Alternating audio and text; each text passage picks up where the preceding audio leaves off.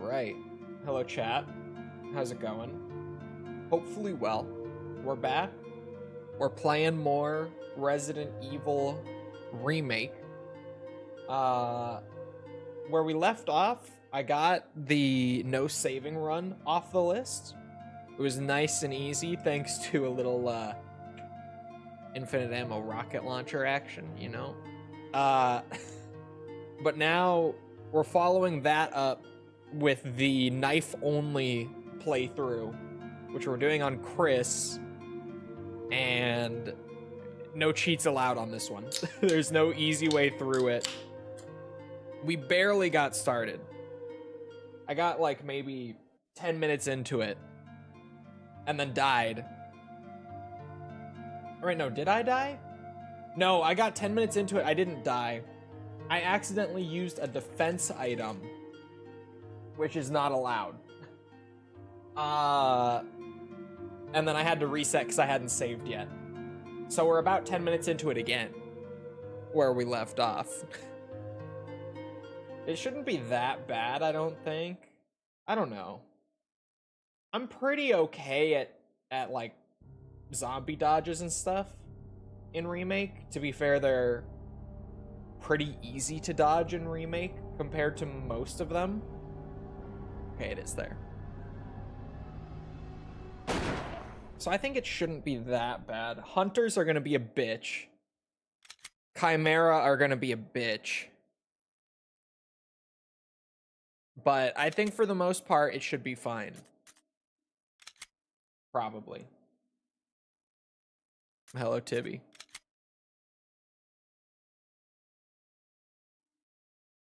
We don't have to worry about any of that for a minute, though. Or... this is a completely random thought that I'm having just now.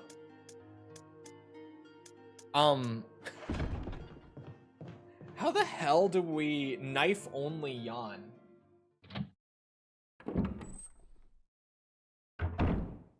Or not yawn, sorry, my brain, I said yawn, I meant plant 42. How the hell is that gonna go?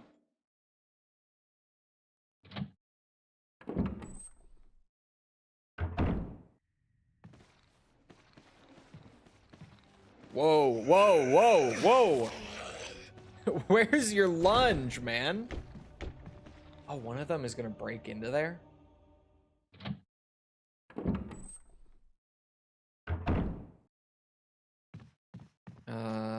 Dog whistle.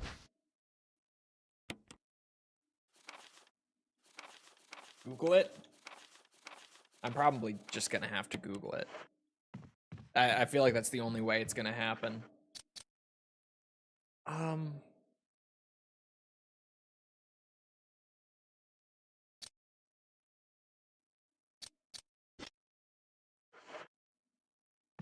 gonna head over to the west side. I'm almost out of mobile data, but oh, the vids keep up the good work. Thank you. I'm glad that you enjoy them. Shit. Or just get good. Well, no, because you can't reach the plant. It's a bulb that hangs from the ceiling, so I'm...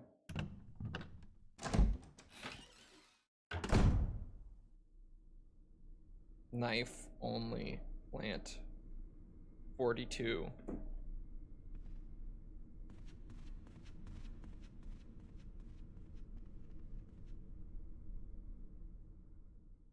Hold on.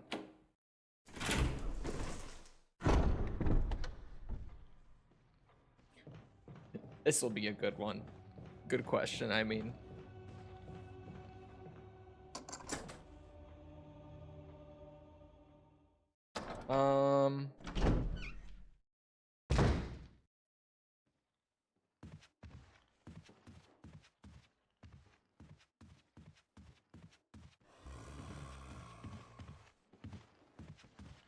Apparently, you just... there we go. You just start slashing at the tentacles and pray to God, is what I'm getting from Reddit. A bunch of people are saying, like, yeah, that's pretty much all you do. It's the most annoying part of the whole run, apparently. Which I would believe. That sounds awful. I guess chemicals I can't even use yet, since we don't have armor key. People saying it took like 20 tries just to do the Plant 42 fight. So it sounds like it will be a good time. Sounds like it'll be a real good time. I put away the old key. What am I doing? This is an old key door. Ugh, it's because we played so much on Jill leading into this. Oh, don't barf on me.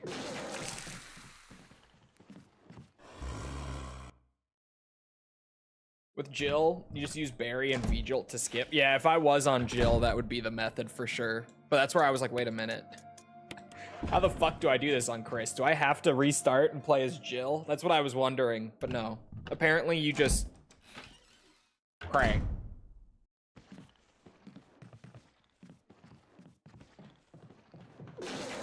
Stupid bitch. Imagine. We're gonna get the dog. I'm just gonna have to save a lot more on this playthrough than I normally would. Which should be fine. I'm just gonna have to actively think about saving my game.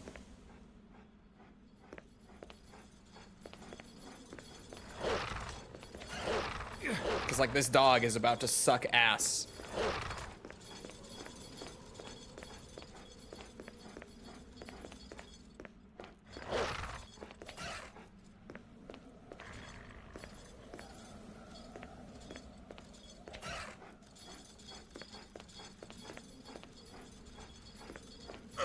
Shit.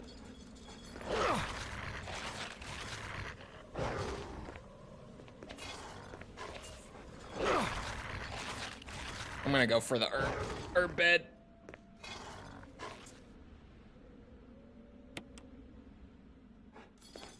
Shit. Yeah, there it is.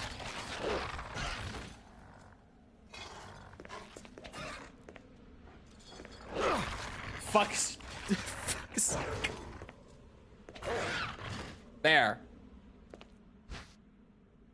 At least the other dog is going very slowly since I didn't fire a gun to, like, fully alert it. That helps. You allowed to use defense daggers? No, no defense items allowed. Which is a real bitch. It's the reason I had to reset the first time. I accidentally used one.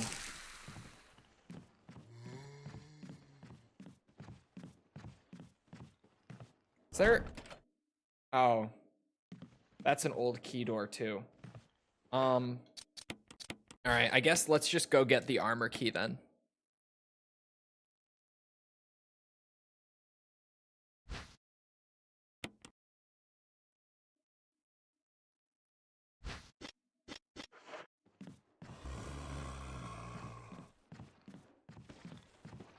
Then once I have the armor key, I'm gonna try to go down to the kitchen.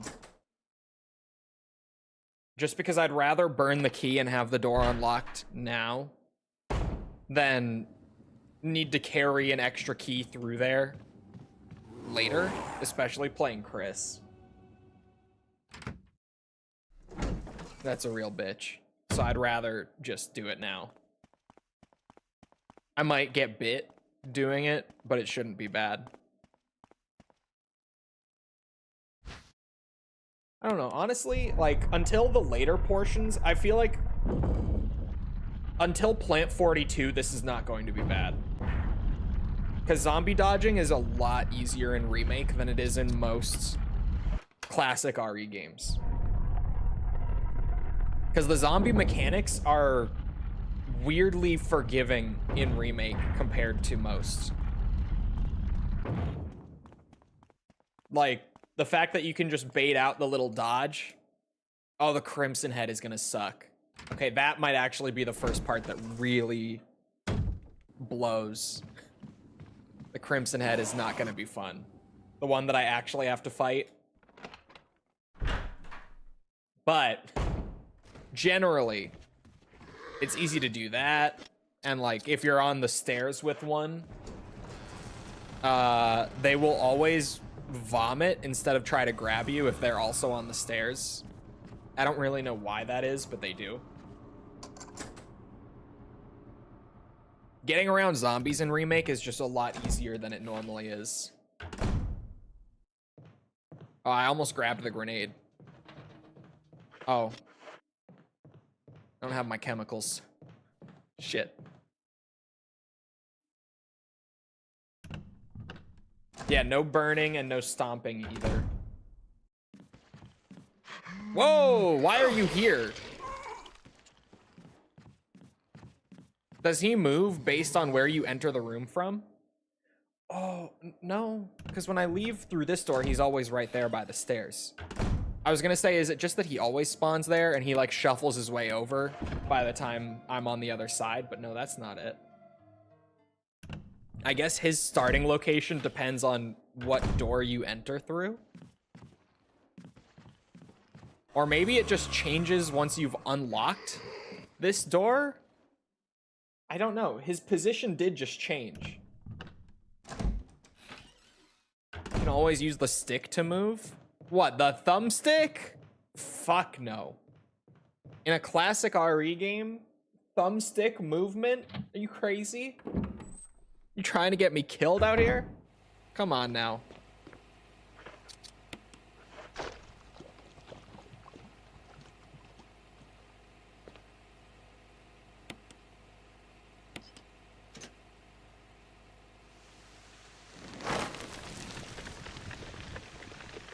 Although, I should say, the D-pad I'm on is far from ideal. It should be mentioned that I'm on a an Xbox Series X controller. And yeah, this thing is it's not great. The D-pad, I mean. The controller in general is fine. The D-pad is awful.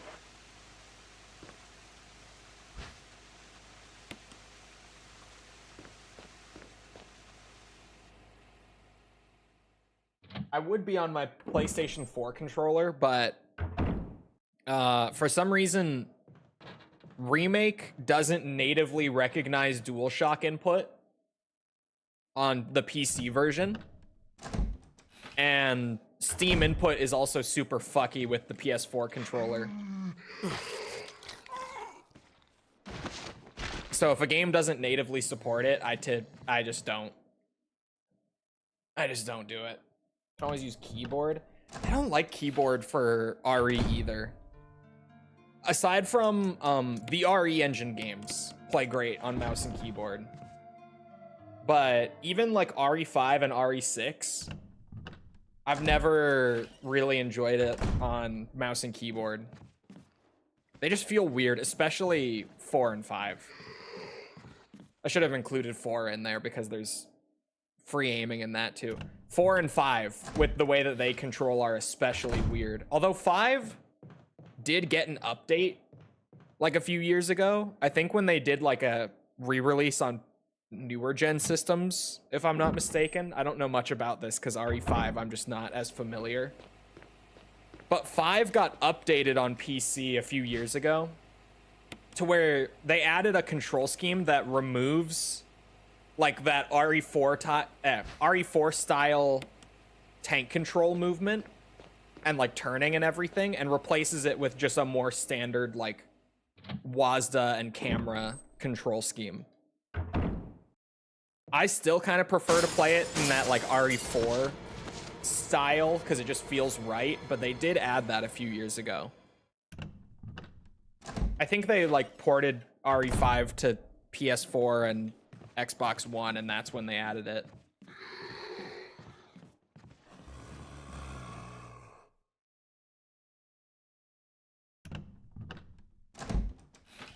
It also looks weird as fuck because the character's walking animations aren't made for it. So it can be super janky. If you've never seen it, it's kind of funny. Like, just visually, you can tell that the characters aren't supposed to be moving like that. Like, they're not supposed to be strafing.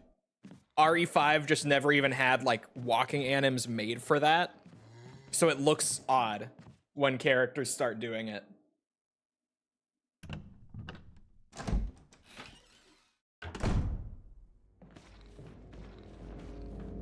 Okay, the other one moves there. Easy dodge, easy dodge. And then... is the piano room an old key for Chris? Uh-oh, I ran right into him. No, it's the armor key. Okay. I can't remember. I get confused with the original. In the original, the piano room is a sword key door.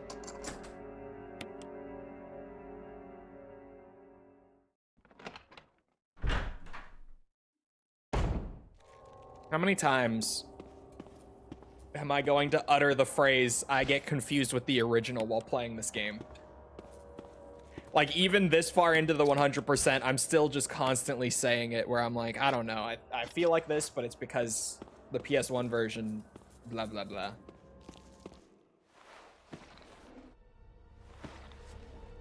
RE2 and 3 weirdly get less of that, although they still get some from me, especially 2. But I think just because this is like the same style of game, even honestly,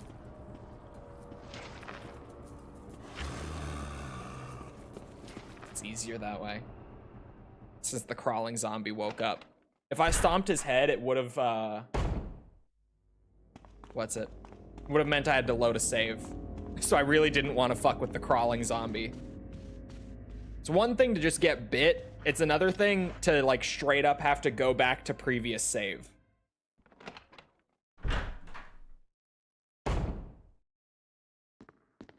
The only crawling zombie in Remake? I think so. Like, the only zombie that actually just spawns in as a crawler. I think that is the only one. Oh, I do still need the lighter. My brain earlier thought, like, I don't need to grab it because I'm not using... oh, wait. I'm Chris. I have the lighter. Never mind. We're golden. Oh, this is a sketchy ass... oh, there it is. Fuck.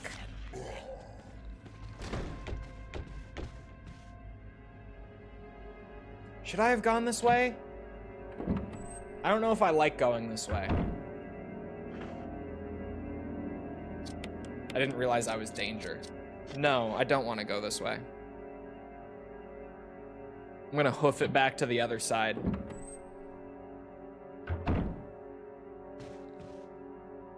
I think that is the only crawling zombie in the whole game. I think that's right.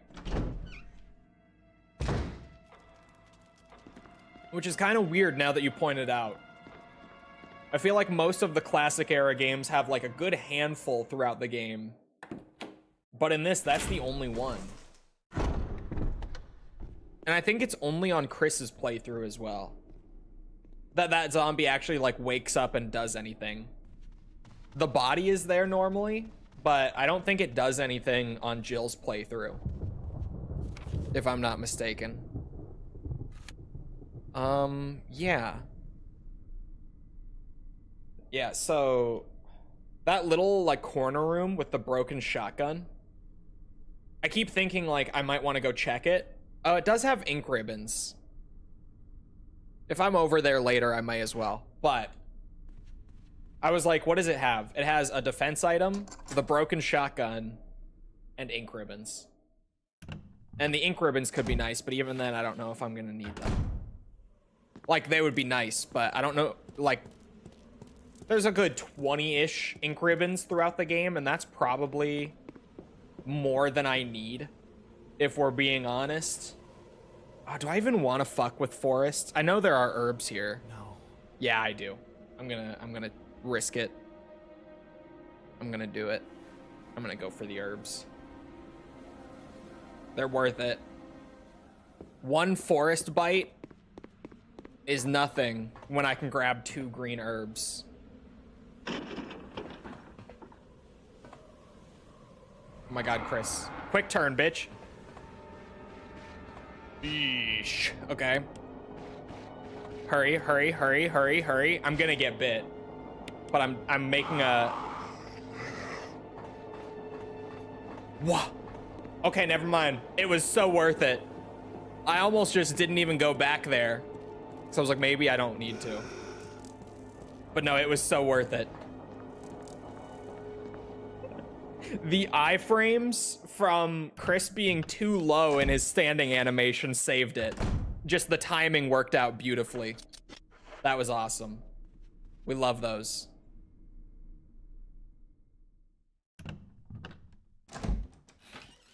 Oh, Hazriel. I'm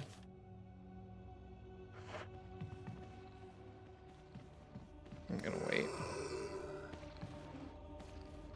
Oh, wow. That was quite a reach.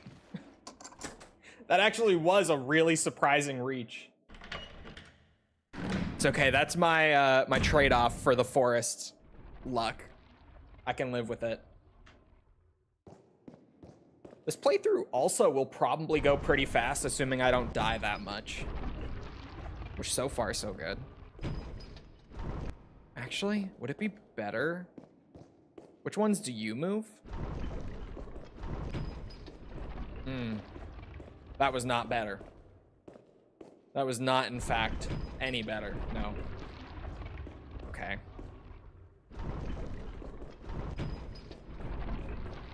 Oh, no. Okay. Bro, it literally is all fucked just because of that. I would have had it solved already.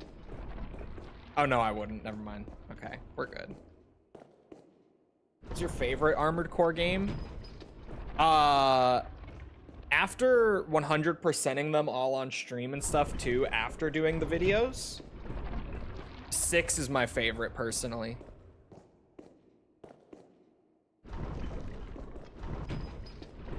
Oh my god. Shit, dude. I don't know the order for this at all.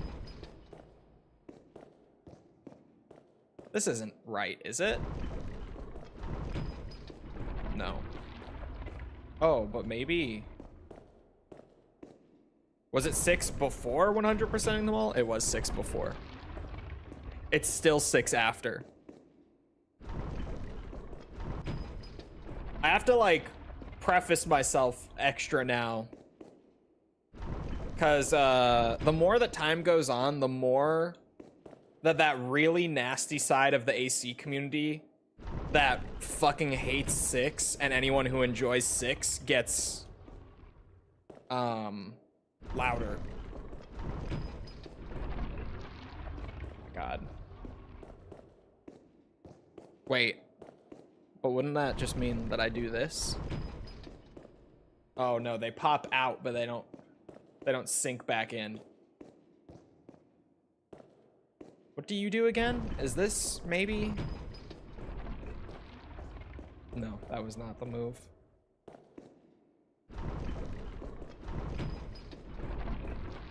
But it's really funny to get them angry. I don't know, it's really, like, it's gotten pretty out of hand. Like, it's gotten really ridiculous. Like, I know that Cleric, who is like a full, like, he only does Armored Core stuff. And he and I are mutuals and have talked a good bit. I know that he was getting, like, threats to his family for saying that he likes 6 despite its flaws. Just because that side of the community is progressively getting nastier and nastier as time goes on. It's getting really out of hand. Oh my god, I can't believe what's happening right now.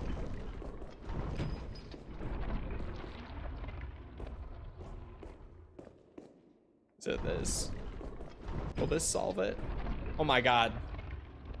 Okay, we're good.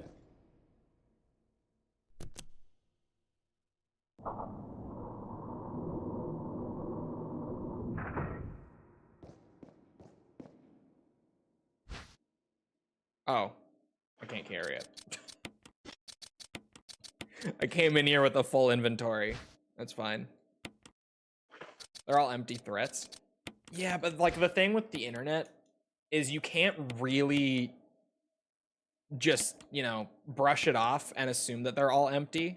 Because once you get enough, like the thing is there's always someone out there who is crazy enough. So like you really can't just brush them off like that. And it's also super fucked up because Cleric has like young children.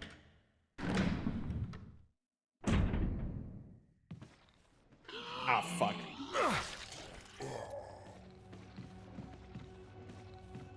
Oh my god, no.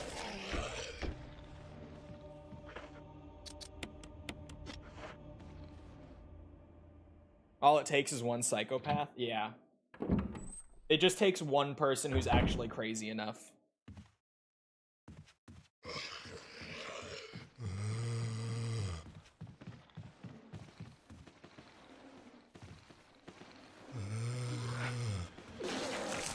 Why the fuck did he barf? What? Why did he do that? Maybe you should be doing this on an easier difficulty. That's the fun part. You can't. It's a difficulty gated achievement. You have to be on at least normal to get it.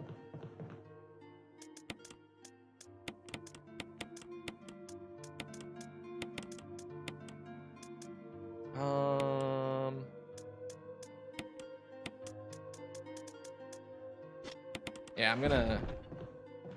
Bet you ate that whole cake, you fat son of a bitch. So what if I did?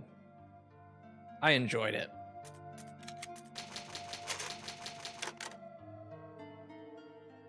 I do have a big, like, bag of mini Snickers behind me.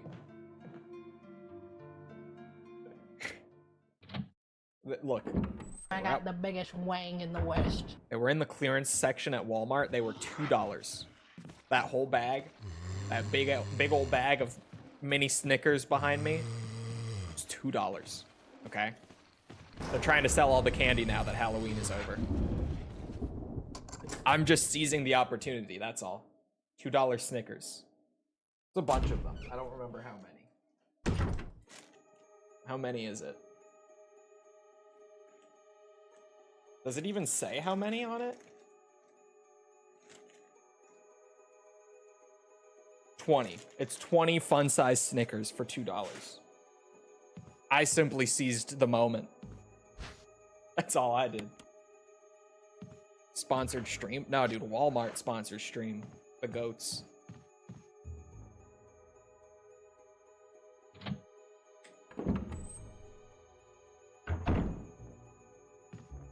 This is a first aid spray, isn't it?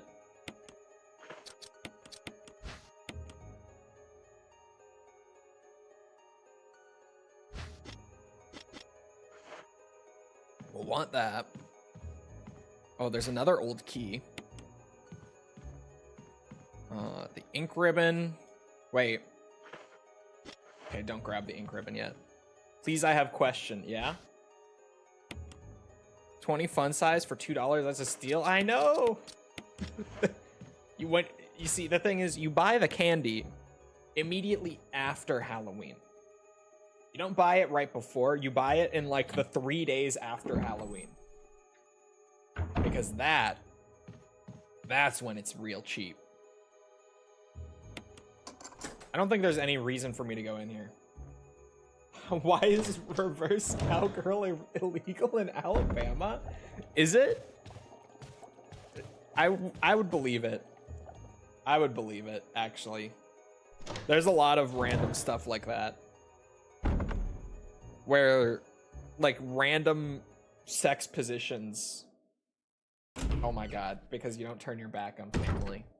Is it actually illegal in Alabama? Because that really changes the quality of this joke by a lot. It's pretty good. But is it like it's funny because it's real sort of joke? I don't know. Man, now I need to know. Ooh.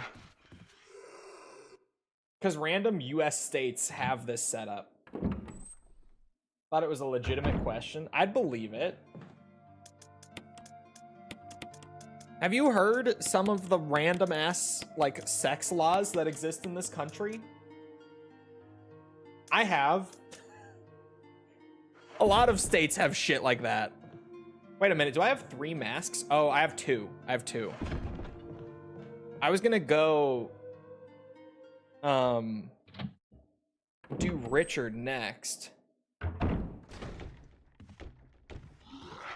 But it actually is probably a better use of time to do this one right now. You have a computer, right? Yeah, but this game only runs in full screen. There's no borderless option. I could Google it on my phone, though.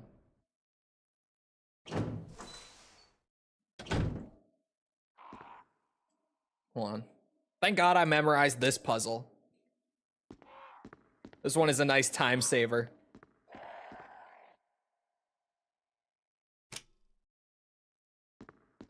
I thought that Hot Sauce was about to come in and be like, I'm playing Path of Exile for the first time, finally. The Diablo 2 sequel. What build do I play? Something, I don't know. This is just a chance for me to make fun of Hot Sauce for not playing it. That's all. I just got home from work. Oh, that's the perfect time. I only just found out I didn't even die yet. This League of PoE, my character is still going. Shockingly, I die a lot on PoE. Whoa. I learned this morning that they apparently changed it to where now when you die in hardcore, it bumps you down to the softcore league. Wait, is that not? I thought this zombie moved in. Son of a bitch. It bumps you down to the softcore version of the current league rather than bumping you to standard league. So now there's literally no reason on PoE 1 to not play hardcore. Because even when you die, I mean, you get like a soft economy reset, I guess, when you die. But like you lose all the items in your stash when you move from one league to another. But aside from that, like, yeah, you legit, you can still play like the current expansion even after you die.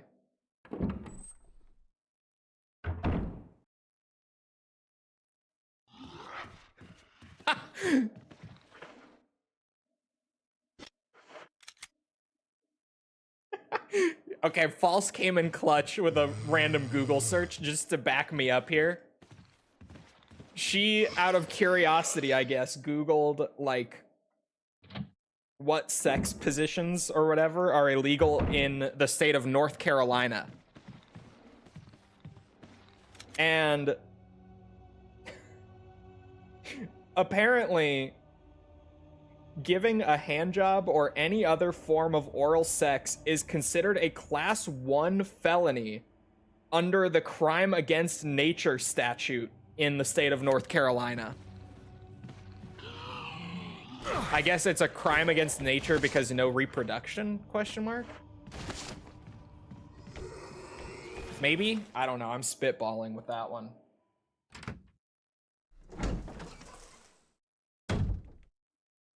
I think it's like that in Indiana, actually. You. Chris Redfield, Alpha Team. I love We're here to rescue random you. US laws. Richard, what the hell happened to you? Chris, this place. Get your team out of here. Demons everywhere. Don't talk. What if you do it to yourself? Probably also a crime against nature, But the size of the bite mark is huge. I would say. It's not just any ordinary snake. Take my word for it. He needs serum. I left it in another room. I'll go get it. Please hurry. Hold on. I'll be back. It's illegal in some ways in 18 states? What the fuck?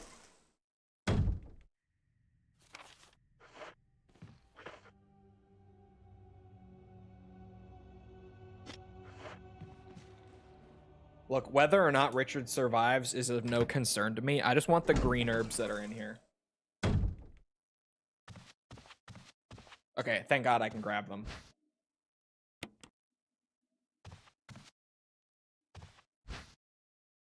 I'm a diehard criminal. I got arrested for sucking dong.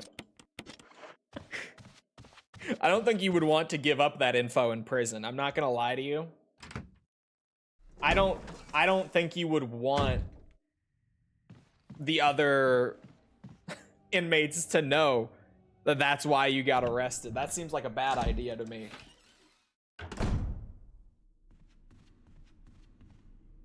Hey, I heard you're in here for sucking dick. Is that true?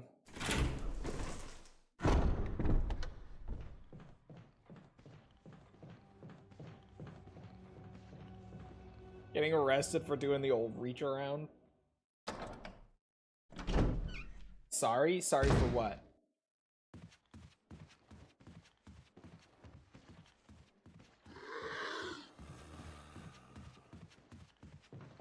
Oh, there's another zombie. I was like, wait, what? There's another one in here now because he bust through the door to the porch. The balcony, whatever the fuck we're calling it. The balcony. I don't know. The deck. Whatever word you want to use for it.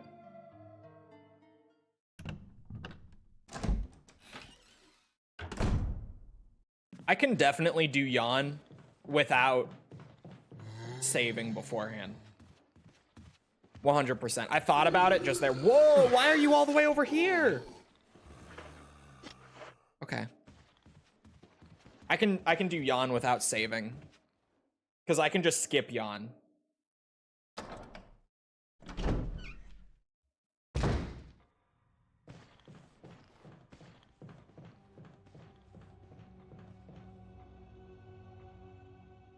How many times have I skipped yawn 1 during this 100%? And every single time there's someone who's like, you could just fight the snake. It's not that hard. I'm like, I know, but I could also just not. I can literally just run in, grab the item, run out. Not have to worry about him at all.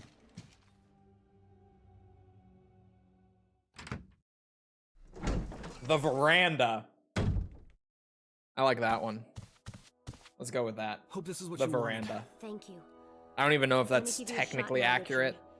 Richard. Hang in there. Because don't they all mean something slightly different, even though, at least in the US, we largely use them interchangeably? Take care of yourself, Rebecca.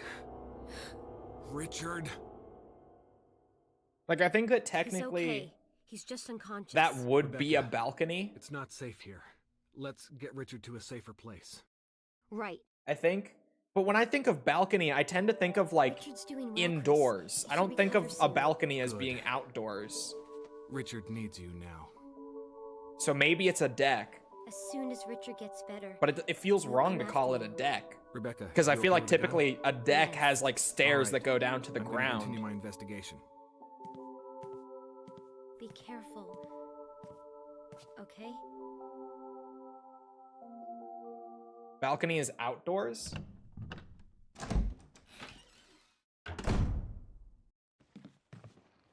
Is it? So it is a balcony. What's the difference between a balcony and a deck This room then? is equipped with all sorts of medical supplies. I could pretty much treat any wound. Want me to treat your wounds? Yeah, would you? Juliet peered off the balcony. Oh, you're right. What is the difference between a balcony and a deck in that case? If I don't have to do it, I'm not gonna do it. Thanks. I mean, when you're on like the Somebody 5th sure knows how to playthrough get of a the deal. 100%, you Most kind of of just the start medical running past supplies stuff here that you from don't have to Umbrella. deal with. Umbrella. Don't you know? Decks made of Only the wood? biggest I feel like that's taxpayers also around here. typically true. They make most of these medicines right here. Homegrown in But then, Raccoon City. What's the difference But between there's a not much wood left, balcony so and a deck? Take care of yourself. I think a veranda wraps around the house, so would that be a veranda? Because it wraps around. Would it have to be like the whole thing? Because that only wraps around 2 sides of the house.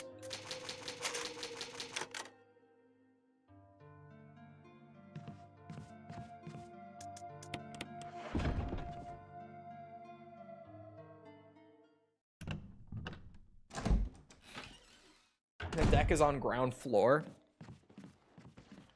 Is it? I feel like I've seen second floor decks. I think. What is this topic that we got onto? How did we get here? My deck is lifted? Yeah, but like... Yeah, if it's lifted, then I would think like a deck. But like... Then isn't a ground floor deck just a porch?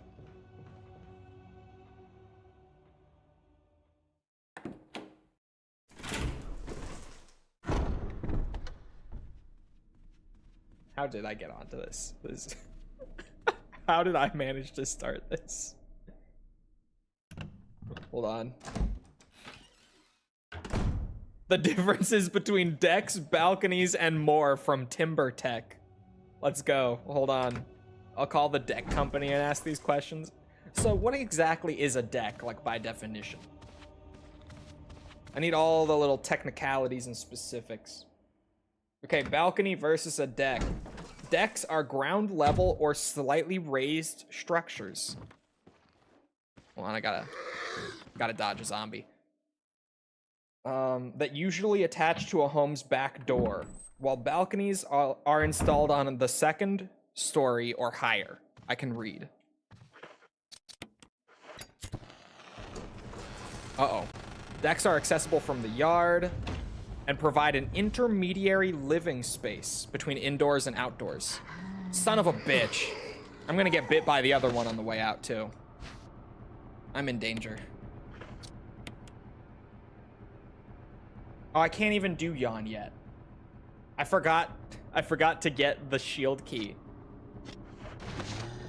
No, I'm not risking it. I was like, maybe he'll schmoove. I heard the sound. I didn't need the safety heal, but I probably should have. I should have anyway. So it's fine.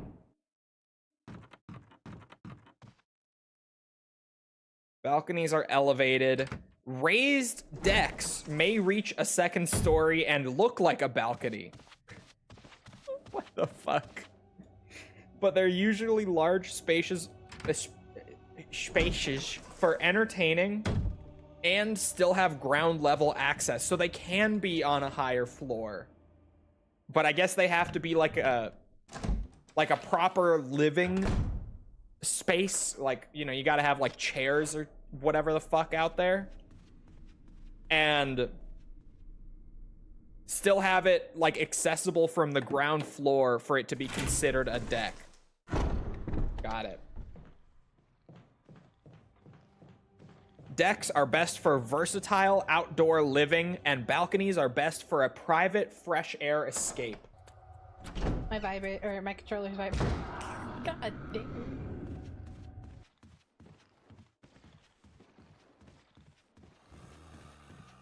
My routing is a little fucked here. I don't love this, but it's fine.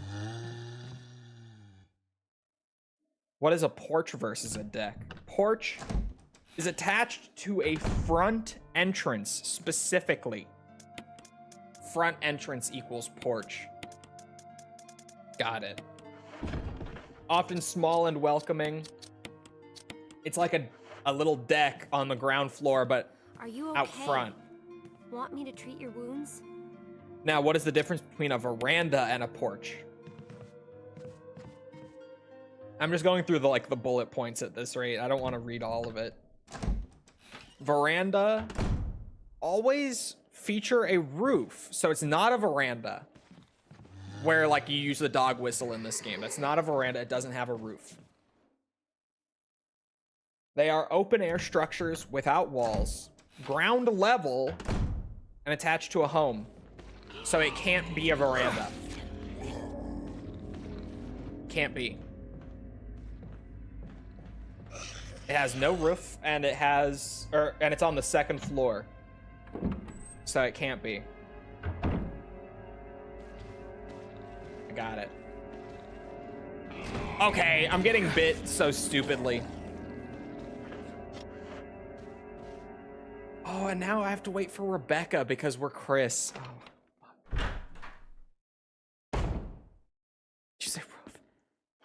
Ugh.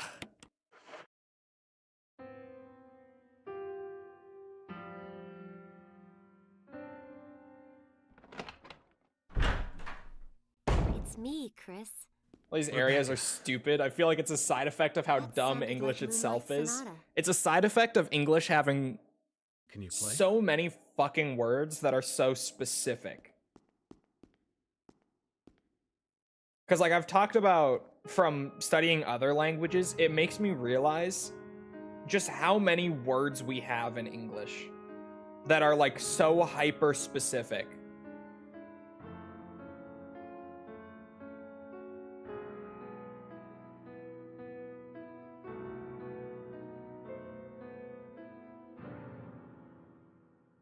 Oh, what was that? My interpretation is off a little. Let me practice for a while. And so many words that can also mean different things, but are the same word. True. Sure. But don't get too carried away. 222, these are all said the same way, but have a different meaning. There's that as well, yes. But even just, like, the fact that we need to differentiate between, like, porch, balcony, deck, veranda. There's probably at least one that no one in chat has mentioned yet, like, that we just haven't even thought of to bring into this conversation. Like, they're all basically the same. Yet, we just have so many, like, overly specific terms to describe those slight differences in them. Just totally different words for basically the same thing, but, like, this one has a roof over it. You know, like, it's crazy when you actually think about the fact that we feel the need for all these different terms. It's kind of wild. We overcomplicate things in English a little bit. Just a little bit. I just have to run around for like a minute or so. Give Rebecca some time to practice. It's the only thing I have left to do right now. So I really don't know, like... I bet if I just go far enough away and then go back, she'll probably be done. I wouldn't know where that cutoff is. But that's my guess. It might be time-based, but I don't think it is. Maybe it is. All for insurance purposes, I bet. Maybe? I don't know, because fucking Shakespeare used all these too. Like, these have been around. You guys think there was insurance back in the Shakespeare days? When was Shakespeare even alive? I forget. You guys think they had, like, house insurance?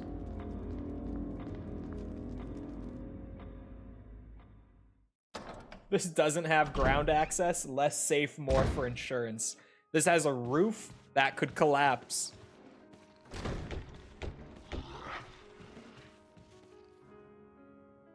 $1500s. I would assume not, but then again, like, I don't fucking know. Chris! Okay, I think I did give it long enough. Sweet. I think it is just you have to run far away and then come back, to be honest. I just went over to the east side, opened a couple doors, came back, and she's ready immediately.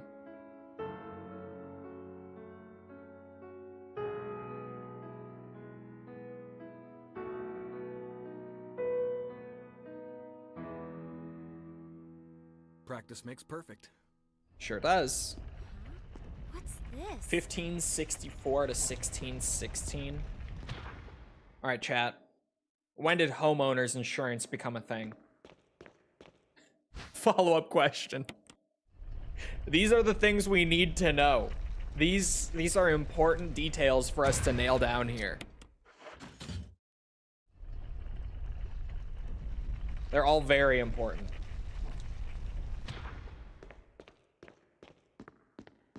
Also, can I just say, the knife-only run isn't so bad so far.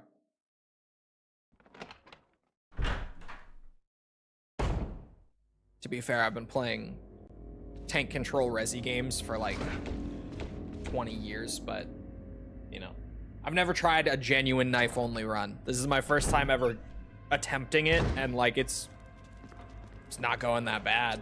It could be going better, but it's really not bad.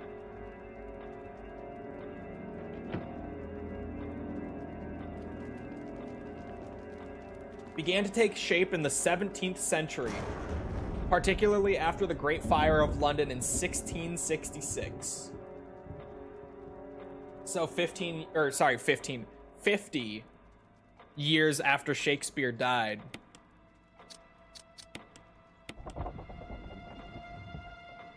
These are all really, really good things to know. But hello, Maury.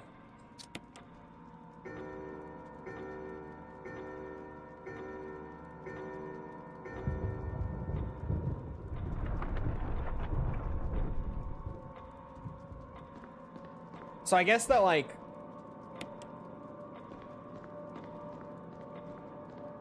that's a really long time. That's honestly earlier than I would think. I would have guessed, if I had to, that it would have been like 18th century, 19th maybe. That's a lot later than I would, or sorry, a lot earlier than I would have thought. But it makes sense. Specifically with the Great Fire of London thing. That makes a lot of sense, actually. That after London fucking burned to the ground, they were like, what if we had insurance? What if when your home was destroyed, there was a service that promised to fix it if you pay them monthly over the years until you need the help? And then when you need the help, they say, no, get fucked. It's a genius idea. Genius business model.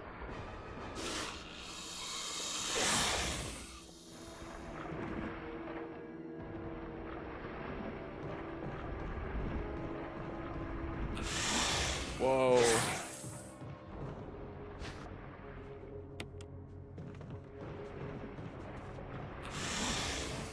Goodbye, Jan. See you around. Never underestimate English empire capitalism. I shouldn't, clearly. What are they gonna do? They're too busy being homeless. Exactly. What are they gonna do about it? Sue you?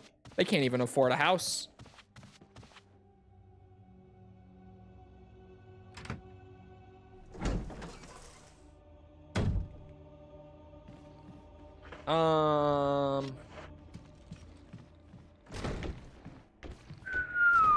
You're really close. Oh, whoa. He grabbed me on like the last frame of that lunge. I swear. That was crazy. Oh.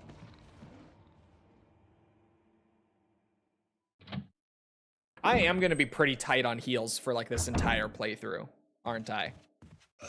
Because even right now, I'm a little tight on heals. Not terrible, but I've certainly been more comfortable in a Resi playthrough before. I've definitely had a little more of a safety net than this.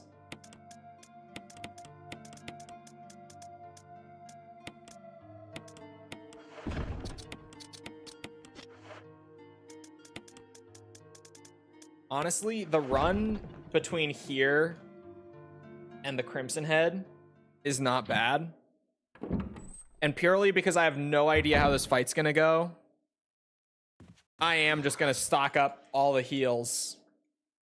Oh, but I'm only able to do this once.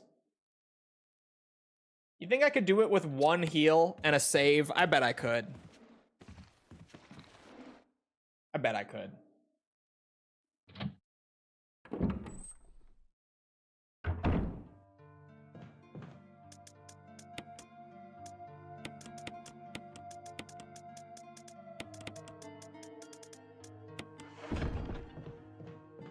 It's probably gonna lead to more deaths, but at least I'm not gonna have to do the whole fucking runaround. When I do pull it off successfully, I will have more healing items for later anyway.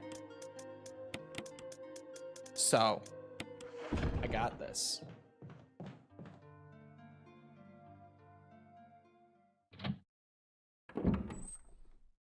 Chole's skills. Hey.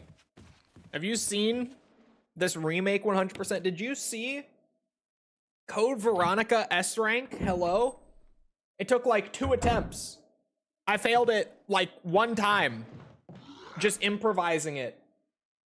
Off of having done 1 playthrough beforehand.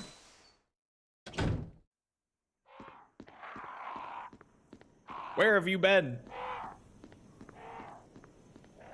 Have you not seen these achievements?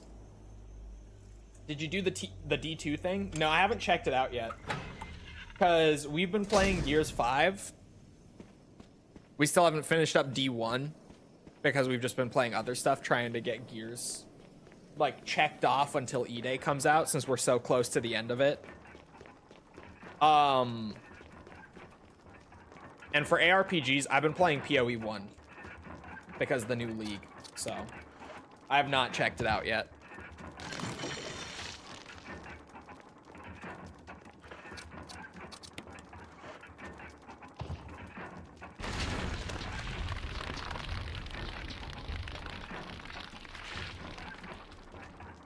This isn't ominous at all.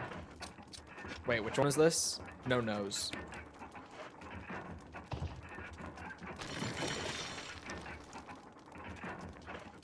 Six inventory slots is a bit restrictive, eh? Just a little. I don't notice it until I have to carry 4 key items at once to where I'm going. And suddenly I can only carry my knife, 1 heal, and the key items. All right, this will be fun. Let's see. Whoa, double lunge is a thing that you can do. What am I doing, dude? Oh my god, oh my god, oh my god. Get off of me.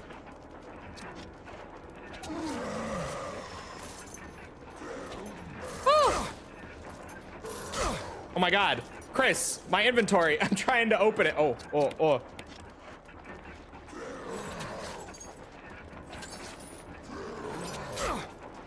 What the fuck was I doing there? You guys see that?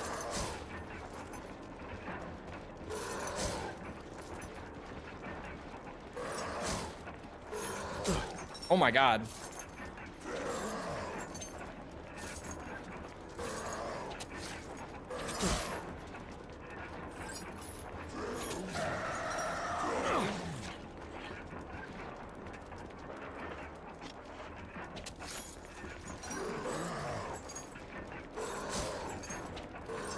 Oh. I'm alive?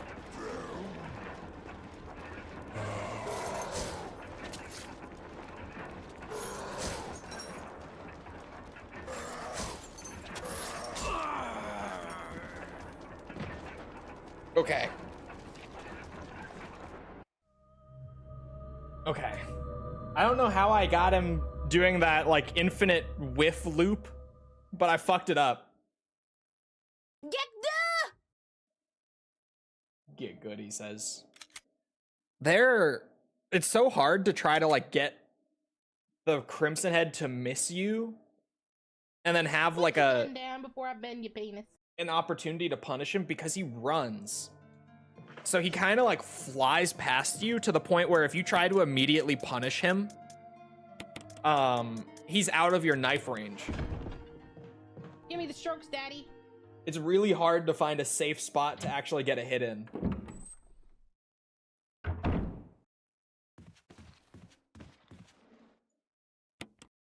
High performance and premium consoles, they're targeting PC players.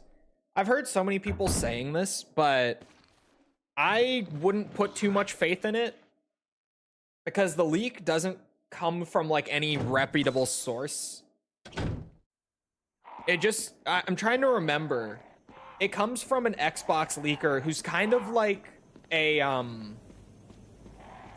he's in sort of like a Dusk Golem position where he's gotten some things right in the past, but most of what he leaks about the console space typically does not come true. Comes from an IGN interview? Since when? What IGN interview? With who? When did this happen? I thought the people just picked up on the leak from like a few weeks ago. Because people have been saying it more and more lately. Wait, what interview?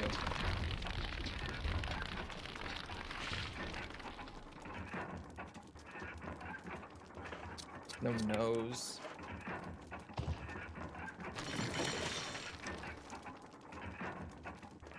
No mouth.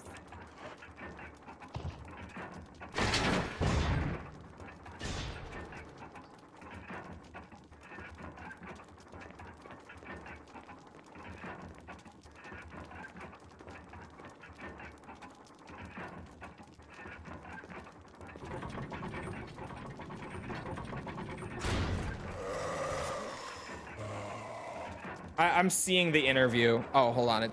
I'm in the fight. Oh, shit. Okay.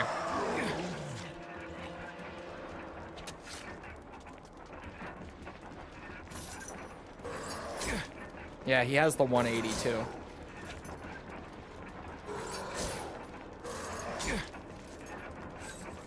Son of a bitch.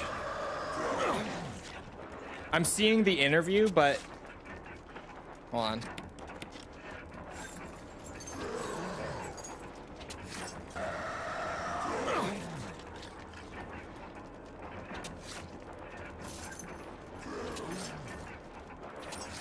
Oh my god, I had him doing the thing again. Fuck.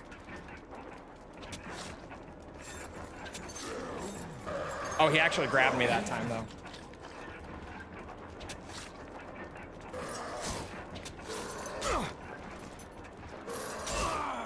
Okay, yeah, this is the first, like, hard fight.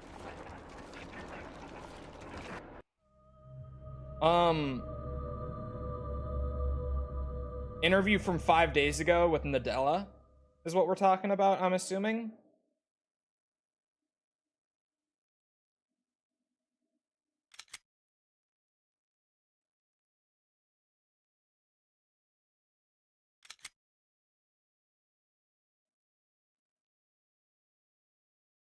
Not that? Well, then what else?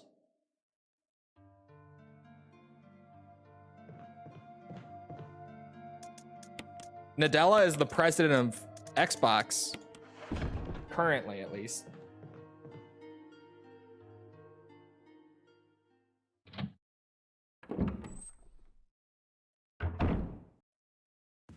God knows they fucking churn through them.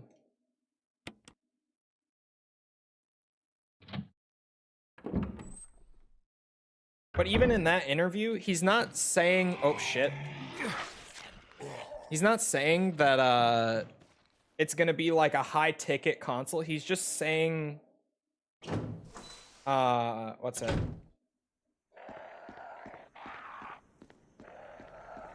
That people think of console and PC as being very different. And he's kind of setting it up to be more of like a PC hybrid.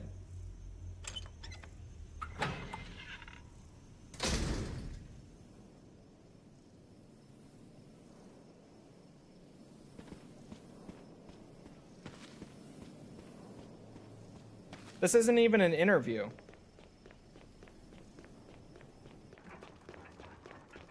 This is just 3 IGN hosts talking about a one-off comment from Sarah Bond.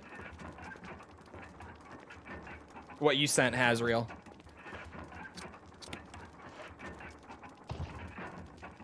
Because I know of the Sarah Bond thing as well, but I would never put stock into literally anything she says, because she's like the definition of word salad. I've been talking shit about Sarah Bond for years. Justifiably so. Because, dude, she just sits there and bullshits. She is absolutely the worst spokesperson for Xbox. Well, okay. She's not as bad as, Don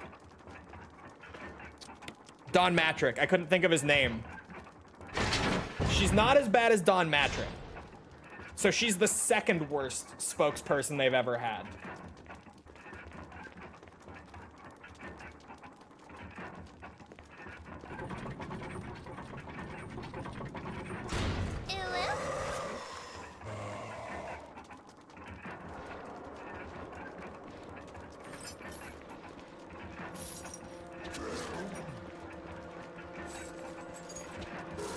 Eesh.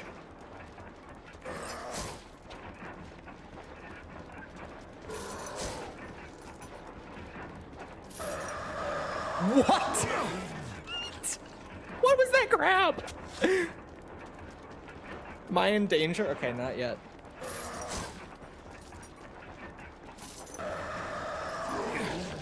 Am I dead? No. Not yet, at least.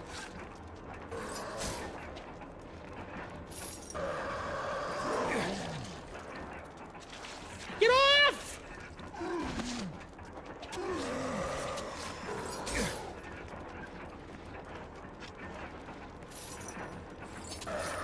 Jesus, fuck.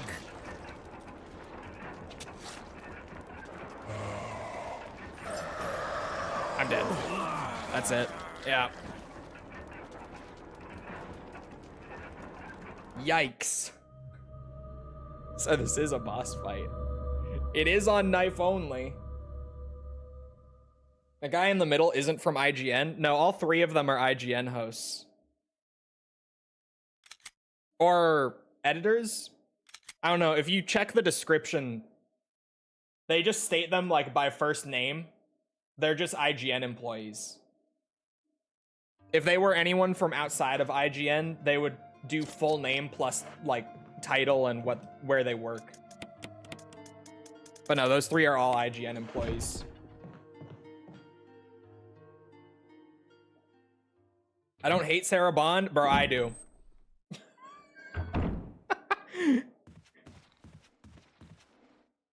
I do literally, like, they could put anyone else in the public eye to talk about Xbox and it would be better. Aside from if they had Don Matrix still on board. Anyone else would be better to speak on the Xbox brand than Sarah Bond. Like, when I've talked shit about her on stream before, I've pulled up clips where she'll just sit there and waffle for like 2 minutes straight. And at the end of it, I'll pause the video and be like, all right, chat, what did she say? And no one even knows what she said, like what she was trying to get at. What her actual like point was. No one can ever actually figure out what she's trying to say. And then half the time she does just bullshit to, you know, fluff up the Xbox brand. She's actually just awful. I don't know why she's still around.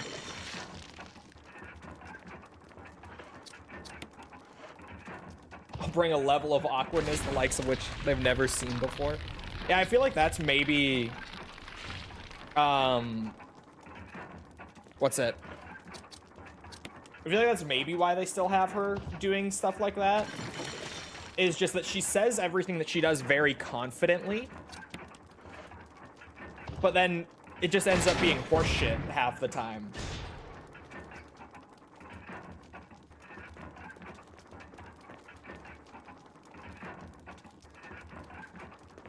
Isn't that just him saying Xbox has lost the console wars? No, it's him hinting at the Xbox like Windows integration that's been rumored for a long time. He just did an interview with IGN the other day where he talked about that a little bit. He didn't outright say anything, but he dropped some hints at it. And that, along with the Sarah Bond stuff, has made a lot of people jump to like, the Xbox is gonna be $1,500.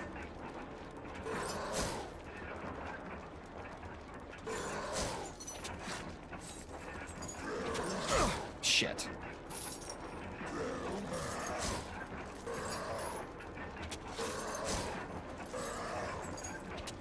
Oh. He double attacks a lot. Like that.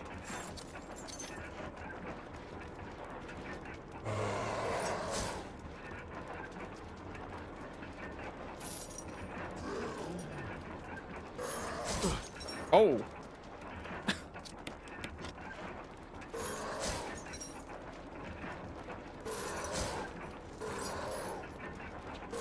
Oh my God.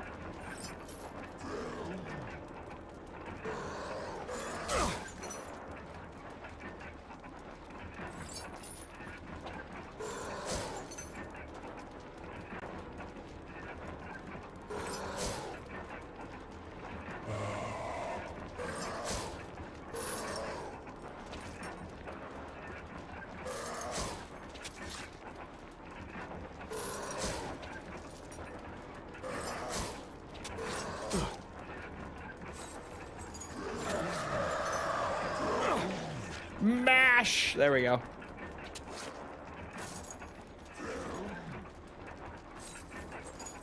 How much health does this bitch have? This sucks.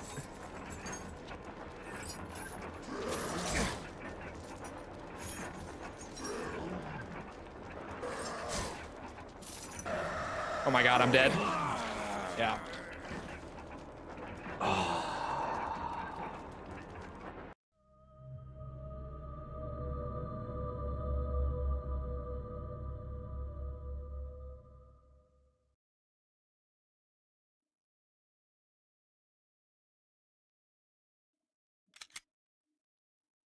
Didn't they use words like bespoke when talking about the new Xbox? They may have. I haven't heard that one. Or maybe I just didn't really take note of it.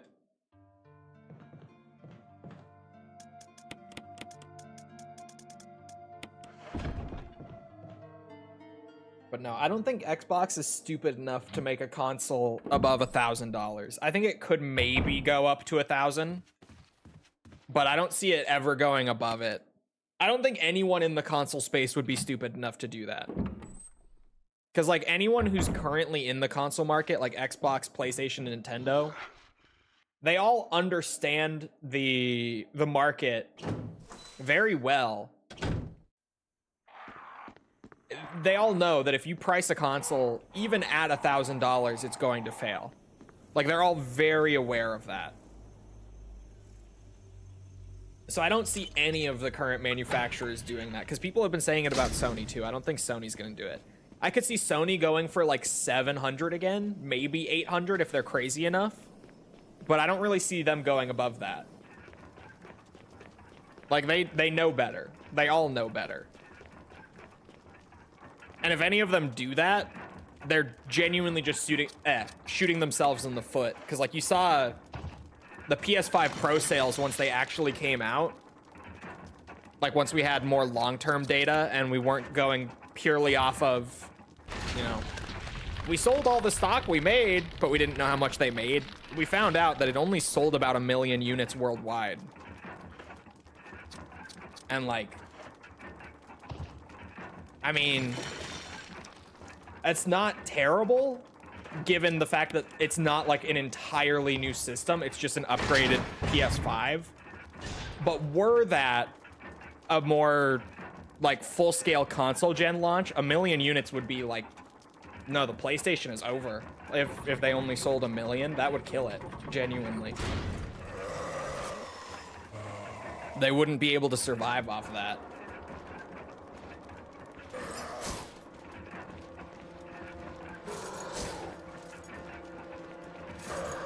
Shit.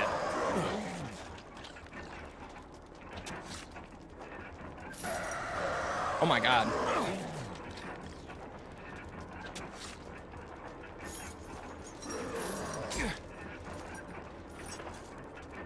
Whoa. Oh my god. Holy fuck. How hard is the game? It's on normal, which is the lowest you can do it on to get the achievement.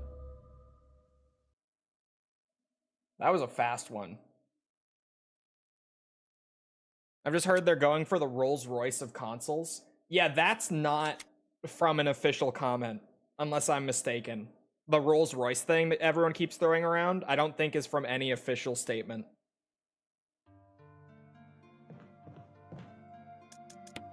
I think that's genuinely just something that people are throwing around. This is the Dark Souls before Dark Souls was invented? Yeah. Well, I guess they never had achievements prior to the Steam version. Show me your DuckStation settings. I, nowadays, typically just run software mode. But if I don't, literally all I do is turn up the internal resolution and use PGXP. And, like, that's it.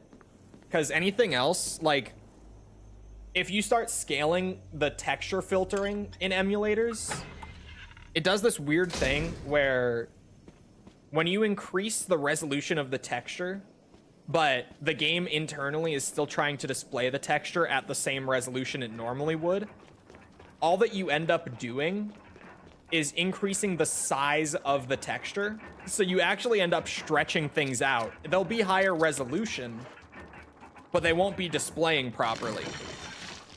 So really, like, all I ever do is just bump up the internal resolution, and then,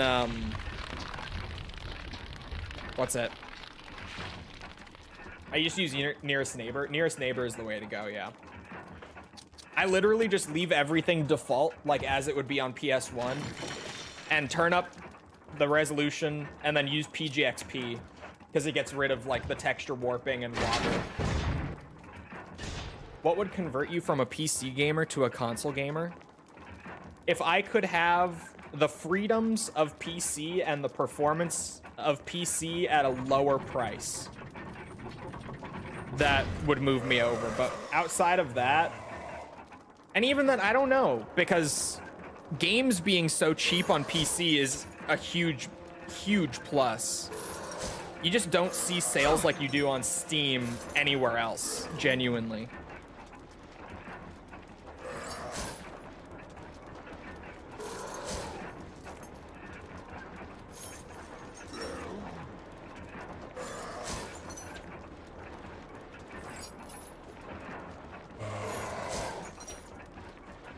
Eight times MSA. So with anti-aliasing, you always, like, you want to use some, but you always want to use the lowest amount of layers that you can, assuming that it is doing its job and getting rid of all the jaggies and everything. Because the more layers of anti-aliasing that you apply, the blurrier your output image will get. Like, the fuzzier everything generally will get. It's to a small degree with something like MSAA, but still, like, you want to use it, but only at, like, 2 times. And there's no need to really go above that. And that's not even just an emulation thing, that's a general anti-aliasing thing.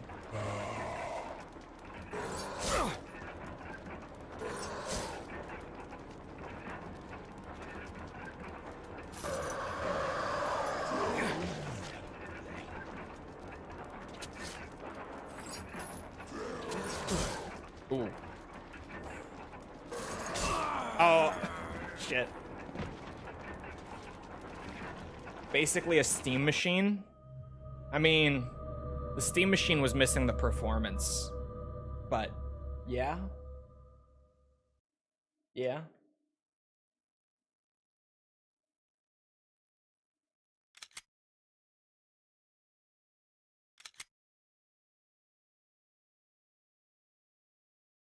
I wonder if there are any tips on this. If I Google it. Knife only Crimson Head. Surely someone has like some black magic to this that I just don't know.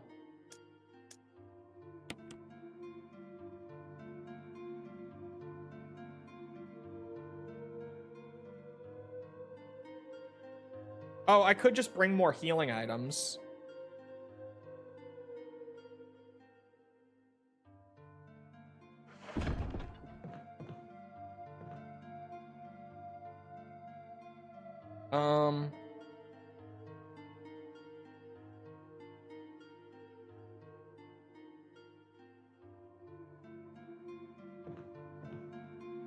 Oh.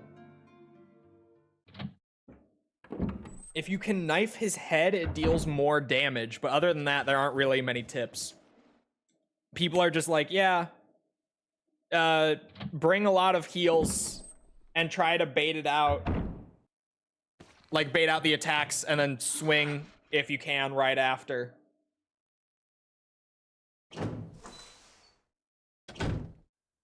I just want a Steam Deck too. I'm not a big handheld guy, but if I was, the Steam Deck would still be the handheld.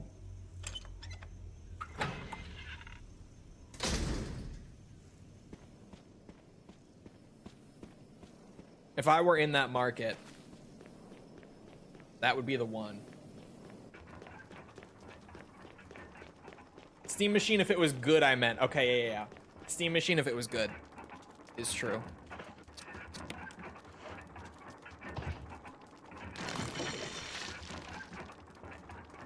Switch 2 is the handheld, I joke. Okay, good. I was about to...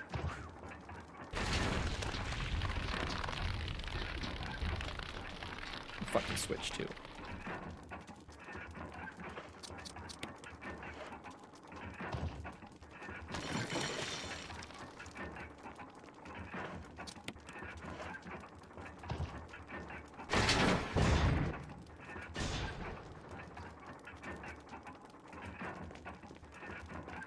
I don't think the Switch 2 is a horrible handheld. It's better than the Switch 1. But I think there were so many missteps with the Switch 2. Uh-oh.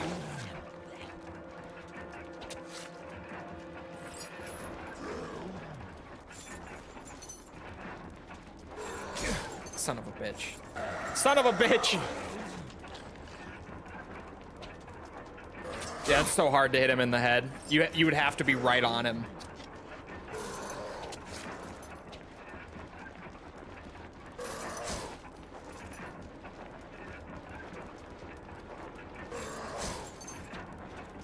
Yeah.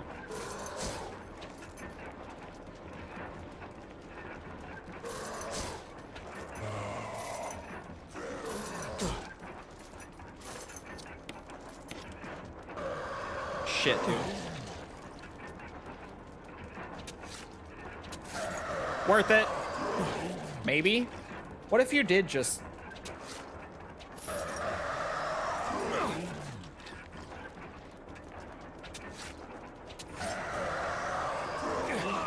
I was gonna say, how many more until I die? What if I just did that? As dumb as it might seem, if hitting him in the head with the knife does more damage.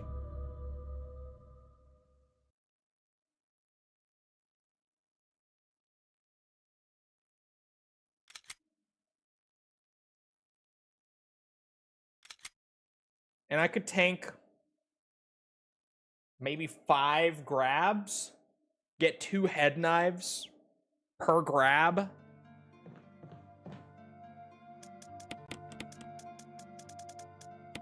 I'm just saying. I'm gonna try this, and then if this doesn't work, I'll just go with the good old-fashioned, we take 2 trips to go there and we bring more healing items. If this stupid strat does not work, then that's what we'll do.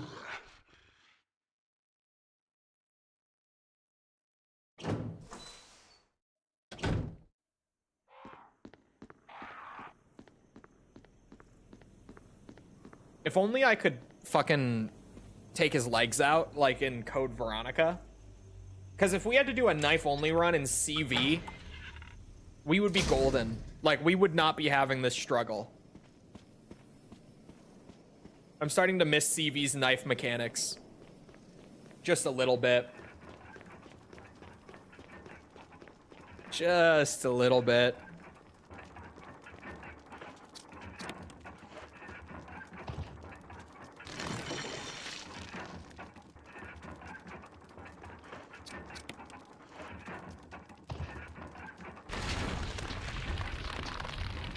Would have been dead by now. Dude, if I can just swing at his leg like 2 times, he would die if this was Code Veronica's knife.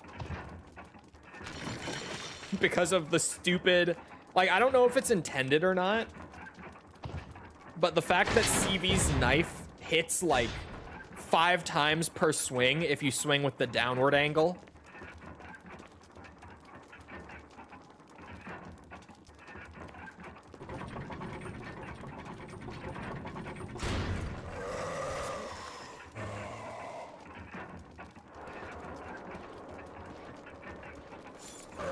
There we go. I just want him to grab me. Hold me. Okay.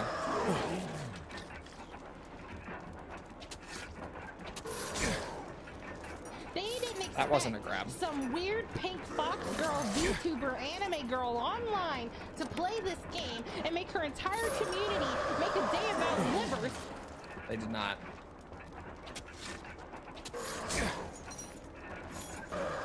I don't know, chat. This feels kind of horse shit. The knifing him in the... It wasn't horse shit. Knifing him in the head does more damage. It was not horse shit. It was absolutely true. All right, strategy. Just let him grab you. Run in, knife him in the head twice. You can do it with one first aid spray. It's not ideal, but it works. Okay. Why not? I was here. Deep Chole, did you play Silent Hill F? No, I was waiting to see how the general reception was to it. And I'm kind of glad I skipped it, because it seems like it's fine, but I would not have enjoyed paying full price for it, you know? Like, I'll pick it up on sale at some point. I do really like the strategy that, I almost said Capcom, that Konami is taking with Silent Hill, where if anyone hasn't heard about it, the brand director, the current brand director of Silent Hill did an interview a bit ago, where he explained that, like, their plan going forward is that the remakes will be able to generate enough sales to, like, sustain the franchise and keep it alive for the foreseeable future. And then for all of their new original titles, they're just going to let the in-house team get super experimental with it and do whatever the fuck they want with it. And just try to make, like, totally new, like, unique styles that hopefully come out as bangers. Like, ideally come out as bangers. And I think that that's a really sweet strategy for them to go for. I like that. I like that a lot.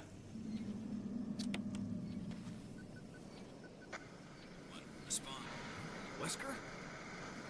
Once chains. Tree. None says. Wave. Woods outside the mansion.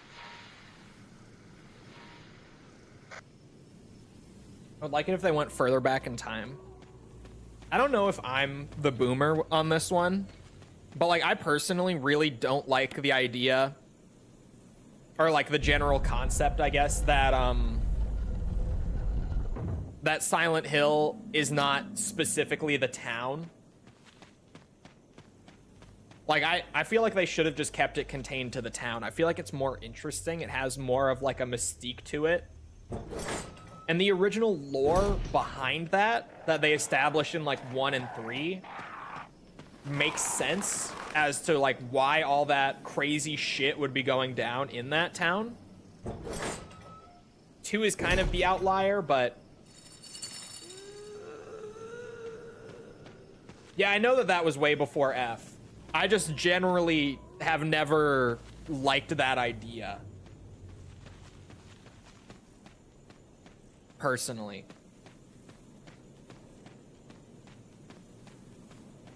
Don't you think it'll get repetitive going to the same town over and over? I mean, how do you feel about Kamurocho in the Yakuza games? Like, it doesn't have to remain like a static location.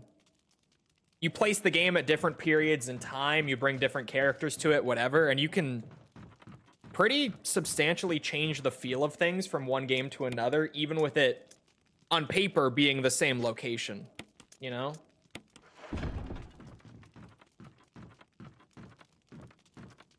Oh, isn't there... Oh no, it's just a, yeah, note in here.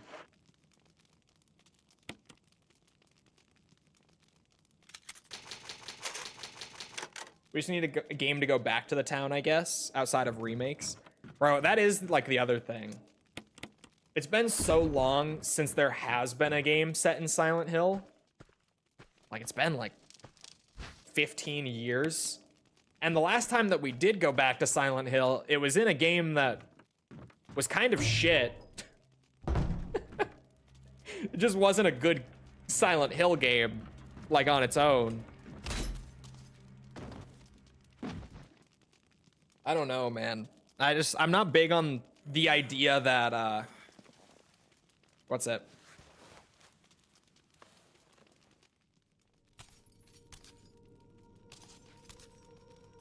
The idea that it's like a general, like, mental state and not literally the town.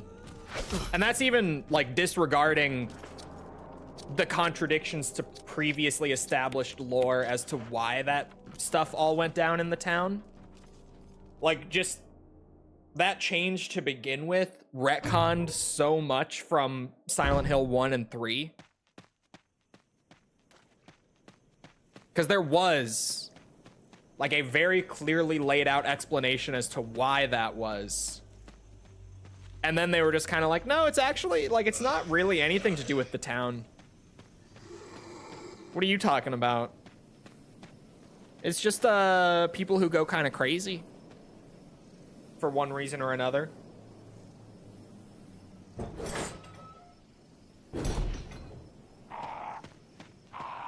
I've never been a fan. Okay, boomer. Yeah, it probably does come off a little boomer. Like, I don't know.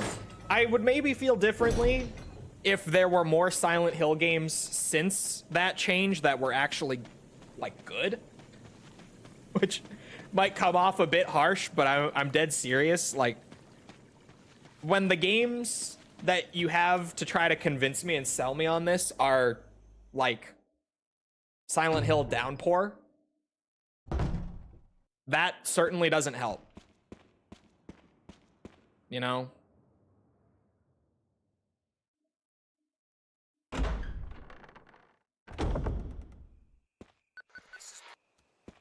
Fuck off, Brad. I got dogs to desperately try to get past.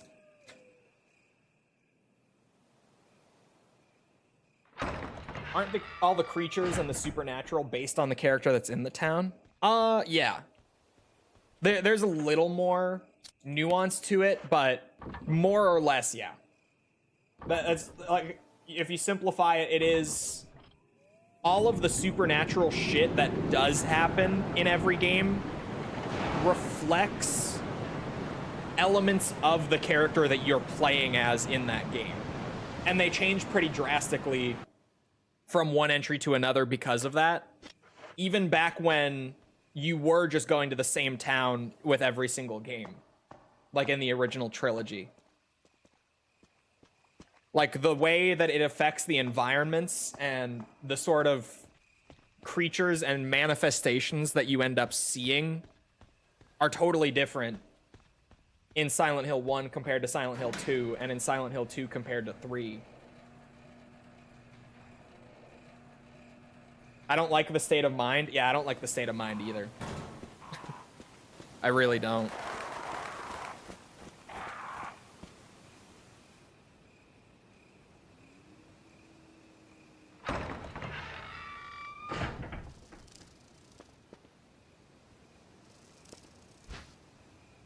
How do you tell a different story if the game is set in the same place every time? Just genuinely, as far as that, just look to the original trilogy. Like they already did. That was what the series originally was. Which is the only reason that I'm like, I don't know why we moved away from that, because that was great and it was working really well.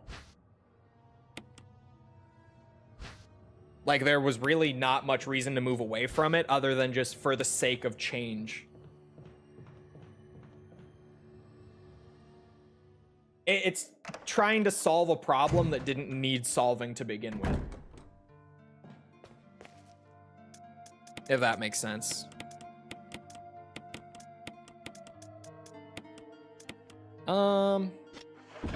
Probably don't need an ink ribbon just yet. No. Yes. I say that, but then I got another. Well, no, I'm gonna wait. I have plenty of ink ribbons. I would at least like to do like something.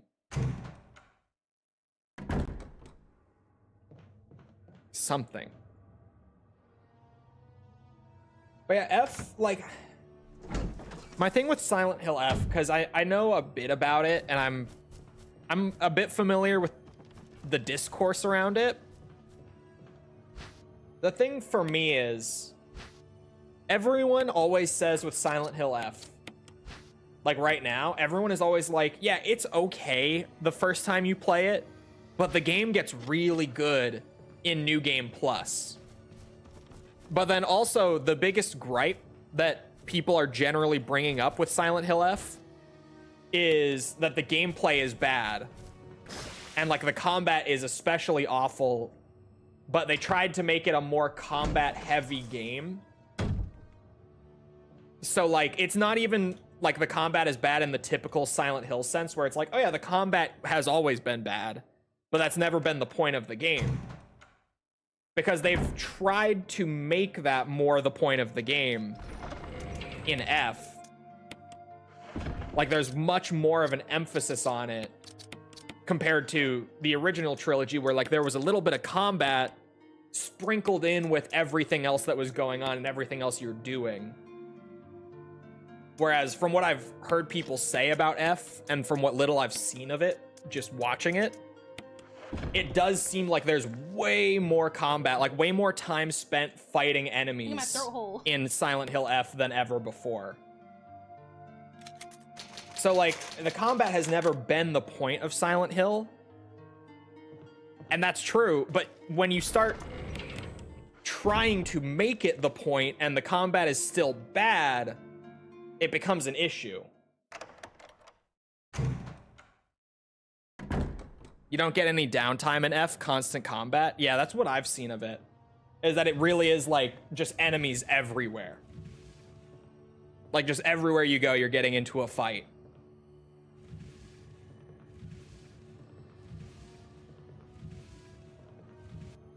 And I feel like if the gameplay is bad, like, and the combat is annoying, then again, as someone who hasn't played it yet, my initial thought is like, how could New Game Plus make the game better if the act of playing the game is not enjoyable?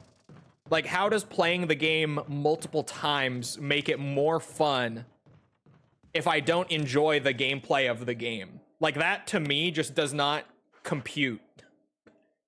Like, on paper, at least, just I try to process that, and I'm like, I'm blowing a fuse. I actually, like, I can't wrap my head around it. I know about the different endings, but like, I don't know. Silent Hills would have been amazing. What happened to Silent Hills is crazy.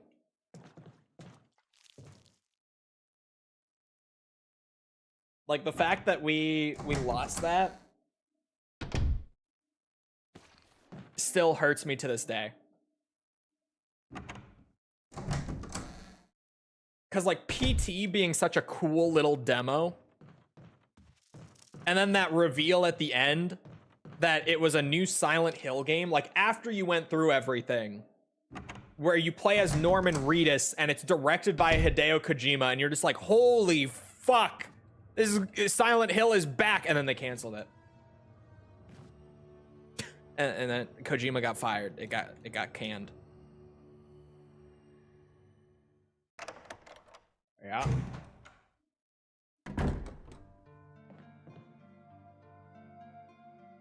Would have been cool and awesome, but would you have been fine with it being set in a house or something exploring the same layout? I don't think that Silent Hills would have taken place in a house. Like, at all. I think it was just a teaser. Yeah, it was just a playable demo. Think, like, anyone who's familiar with RE7's gameplay demo versus what the game actually ended up being, that was kind of just the nature of horror game teasers at the time.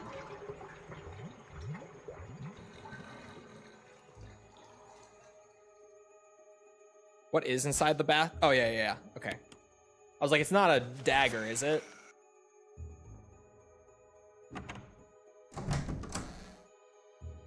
I thought it was going to take place in the town. That was my understanding, too. Was that it was going to be set in the town. Because that was also, like, one of the big things with Silent Hills was we were like, holy fuck, we're going back to the town. Right? Because, like I said before, we had the other games that were moving away from the town at the time, like Downpour. And we were like, oh, thank God, we're going back. Like, we're so saved. And then, yeah, I got canned. They didn't even try to, like, keep the concept and still make it under different leadership. No, they just canned it.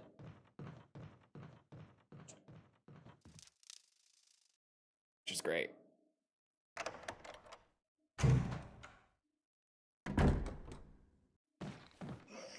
Eesh! They were gonna work on it with him. Yeah, I know that, Masahiro Ito was apparently going to be involved. I don't remember who else was supposedly going to be part of that project, but I remember hearing that Ito was going to be involved. Which I absolutely believe, like, looking back on it, because after Silent Hills got canned, Ito ended up doing all of the artwork and enemy design for Metal Gear Survive. Like, literally 2 years after Silent Hills got scrapped, we got a game from Konami that had artwork and character design from Masahiro Ito. So, like, looking back on it, I definitely think that that was true, and that they just ended up using some of his designs and concepts for a different project.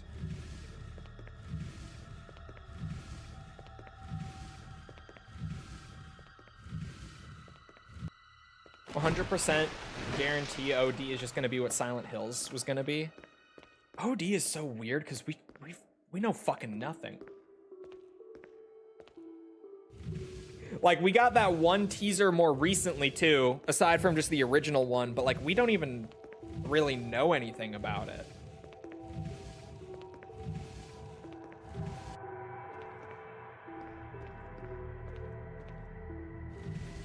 Team Silent should always be involved.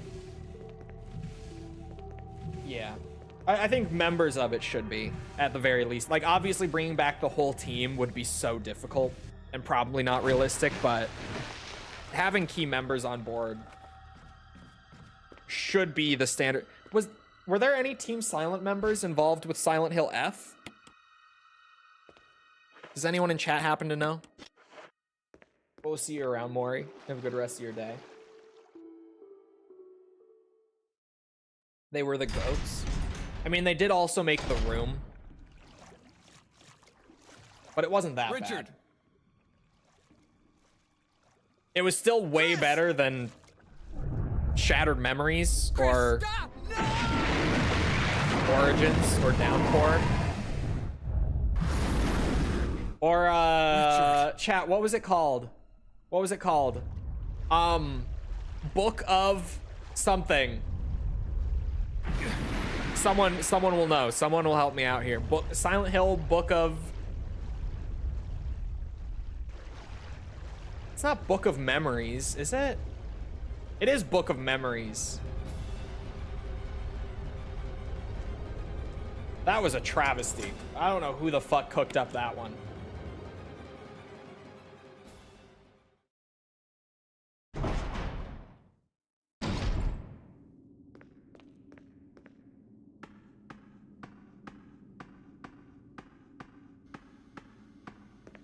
That was trash. Made me sad playing it. That was so bad. Oops, you have to go over here.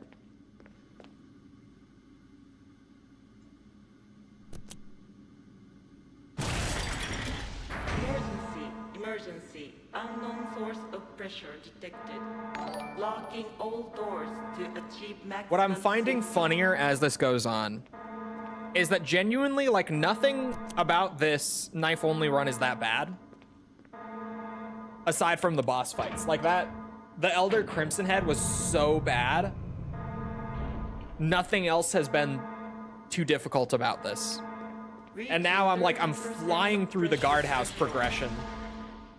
And I guarantee you at the end of this, like, Plant 42 is gonna fuck me. We're gonna get stuck on Plant 42 for a good few deaths. And then I'm gonna go back to the mansion and everything's gonna be fine again until yawn, at which point I'm going to get stuck again. I'm noticing a pattern.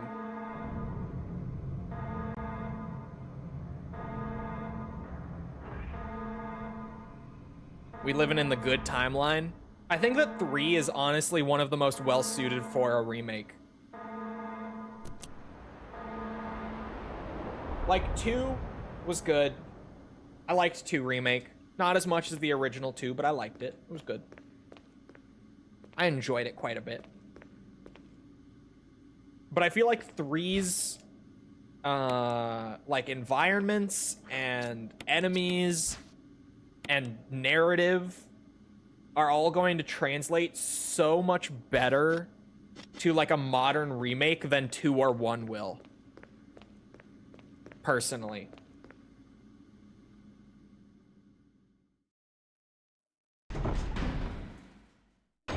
My favorites go 2, 3, 1, maybe.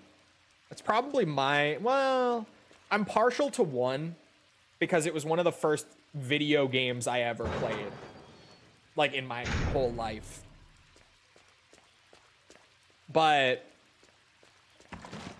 I think that 3 is better than 1. Just, I personally probably do prefer 1 over 3. And 2 is just the favorite. Like, yeah. Some people, there are plenty of people out there who 3 is their favorite, though, to be fair.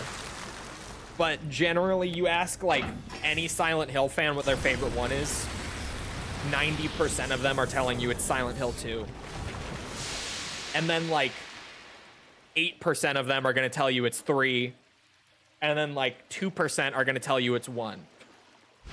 And I don't think I've ever heard someone say that their favorite is anything other than 1, 2, or 3.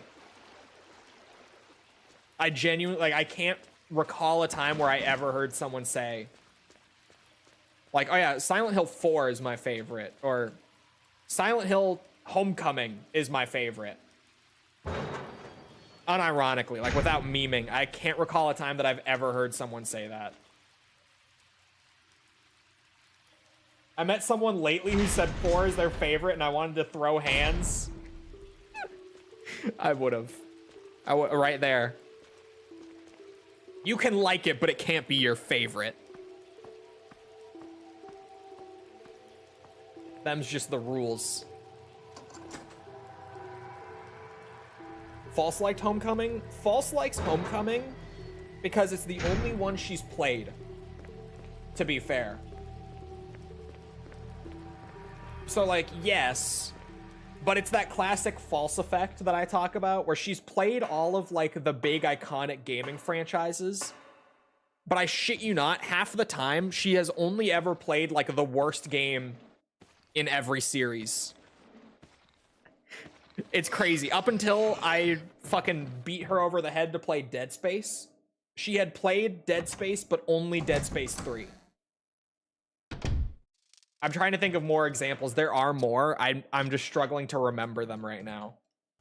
But this is a general thing. This happens a lot. What was the general reception to the short message thing last year? Generally not well enjoyed, no. Generally not very well liked. There were some people who liked it, but I barely heard of anyone who enjoyed it. Am I missing out on peak? Dead Space 1 and 2, yes. 3, no. Dead Space 3 is basically Resident Evil 6 for Dead Space. In just like the most simple way to put it, I think Dead Space 3 is a better game than Resident Evil 6, to be fair. Sorry, Resi 6 enjoyers. I know there are many of you. But Dead Space 3, like, in terms of design and general direction and all that, literally is Resident Evil 6, but for Dead Space. Came out right around the same time, too. I think it was 2012 or 2013. And 6 was RE6 was 2012.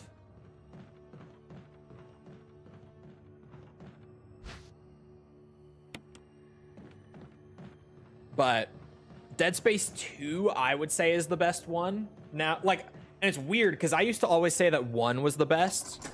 But I replayed Dead Space 2, I think, like 3 years ago, give or take. And holy fuck, I didn't realize how hard that game went until I replayed it like 3 years ago. Genuinely, it shocked me that Dead Space 2 was always that good. I just somehow in my head, I was like, yeah, it goes 1, 2, 3, boom, done. Got worse as they went on. But then I replayed 2, and I was like, oh my god. Since when? I replayed 2 coming off of playing the remake. And then after playing the remake, I went back and played the original like twice. And then I replayed Dead Space 2 and realized that Dead Space 2 was my favorite.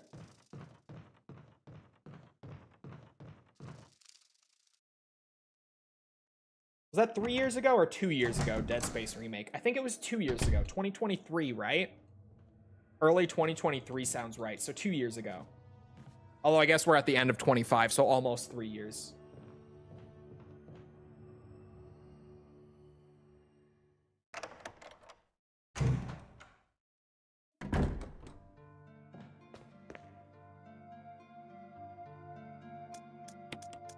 They're so funny, so I got a good impression. I mean, Dead Space 3 can be a lot of fun with friends. Like, certainly. It's definitely the weakest link in that series, for sure. I don't think it's bad. I think Dead Space 3 is like a solid 7 out of 10. But it's just like, Dead Space 1 and 2 are both solid 9 out of 10s. And the Dead Space remake is also a solid 9 out of 10.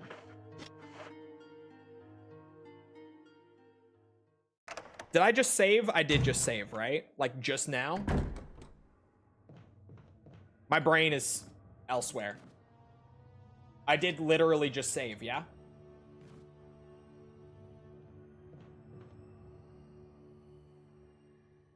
Yes, you did. Okay, good.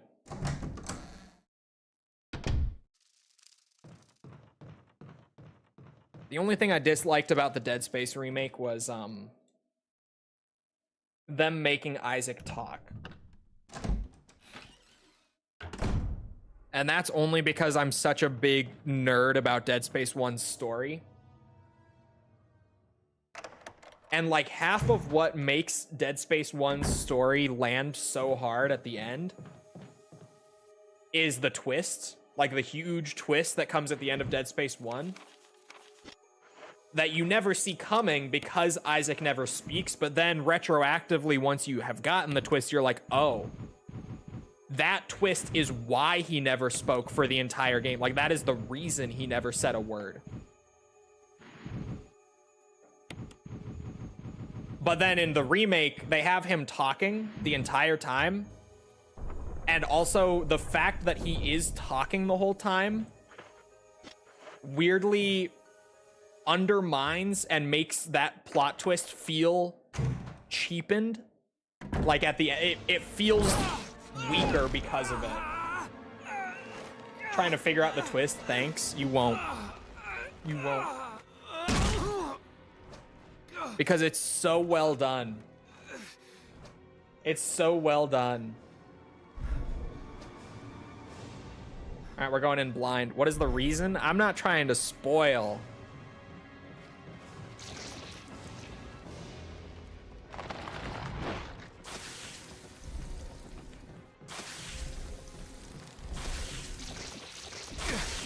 Can I hit the vines here? Ooh, ooh. No. Ow. That's a double green.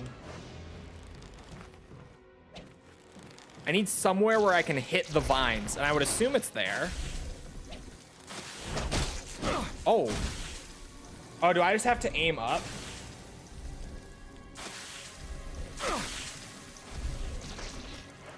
Still felt a little weak. Yeah, Yakuza 5's ending is kind of an asshole. Can't spoil something that's not available anymore? It is available. What? both versions of Dead Space 1 are still available.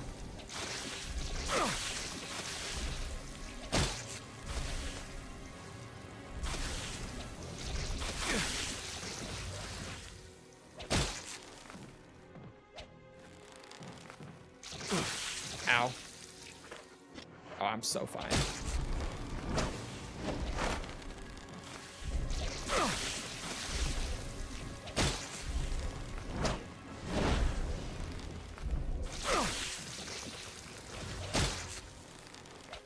Why can I not hit that one? That's so bullshit. Son of a bitch.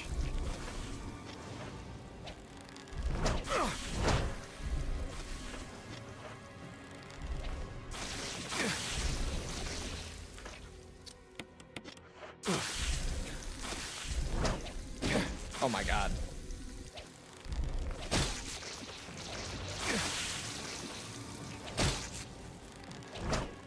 It feels so random what vines I even hit. It feels like total nonsense. Like, actually. It just feels arbitrary. It's just kind of like, oh, do I get a hit or not? It doesn't match up with what I'm seeing visually at all.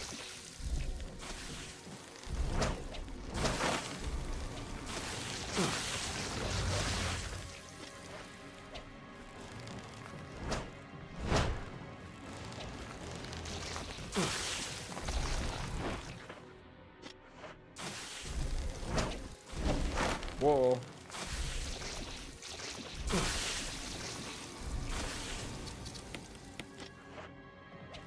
Yakuza 3 is still my favorite, based. That's based as fuck.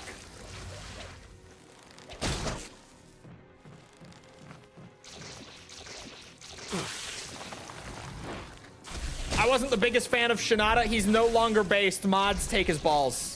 He lost his privileges. Take them. Ow.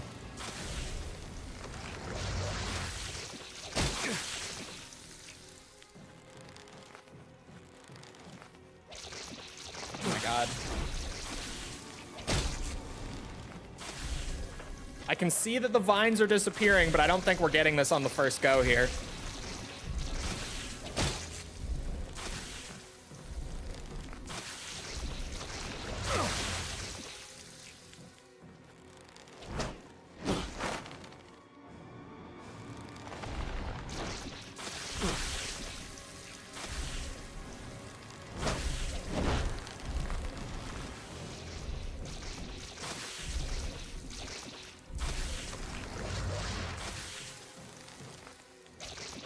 Uh-oh. Okay.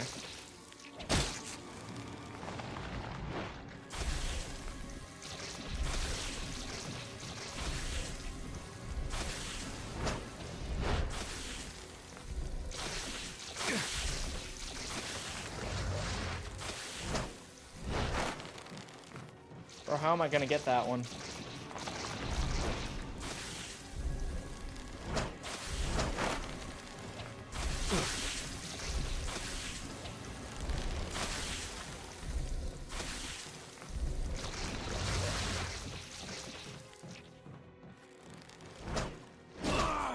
There it is.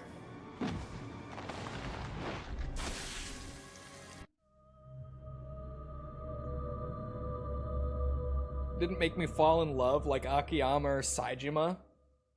Also, I didn't like Shinada's combat. Shinada's combat's actually kind of crazy. But it's kind of weird as well, because they do this thing where, like, most Yakuza characters, you upgrade, like, the abilities that you start with as you get more upgrades, but you also earn new abilities, right? Whereas with Shinada, you kind of just start with everything and upgrade the kit that you start with.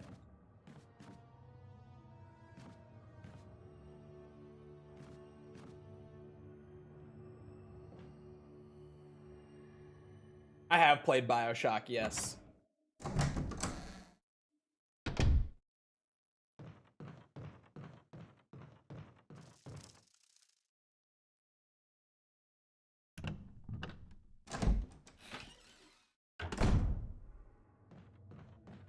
heard they were trash, but only got good when Yang Ya started voicing the main character. Is this true? Yep. Very true.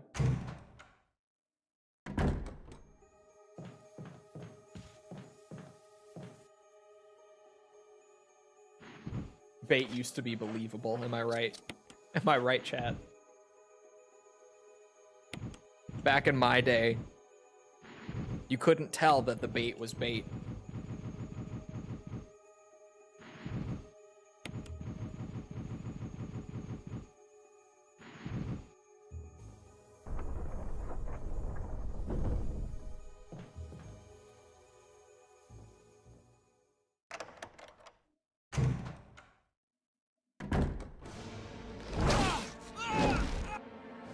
Can't believe that Yang Ya voices Kiryu. It's wild.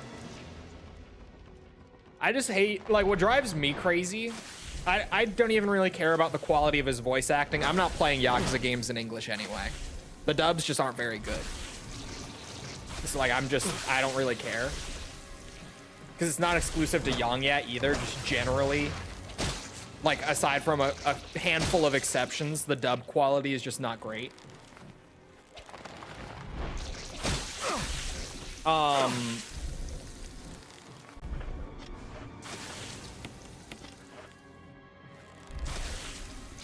What was I saying?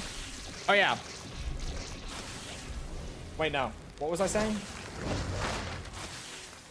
Oh, sorry. What drives me crazy about Yang Ya is that he has, like, kind of made it his bit that he just is Kiryu. Like, he dresses up in the suit. I know that he said at one point that he wanted to get, like, the exact same back tattoo as Kiryu. Like, all of that is what makes him annoying to me, personally. Is that he's just made it, like, his whole thing that he is Kiryu. When, like, he's the 4th Kiryu actor that there's been, and he's generally the least liked Kiryu actor out of all of them.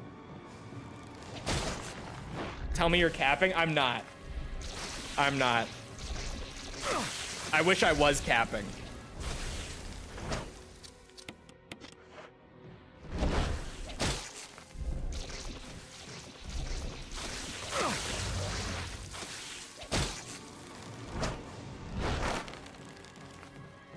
For dub actors? No, I mean, like, in total, prior to him. There were 3 before him. And yet he's kind of just made it his whole thing that he is Kiryu. And it's like, no, you're not.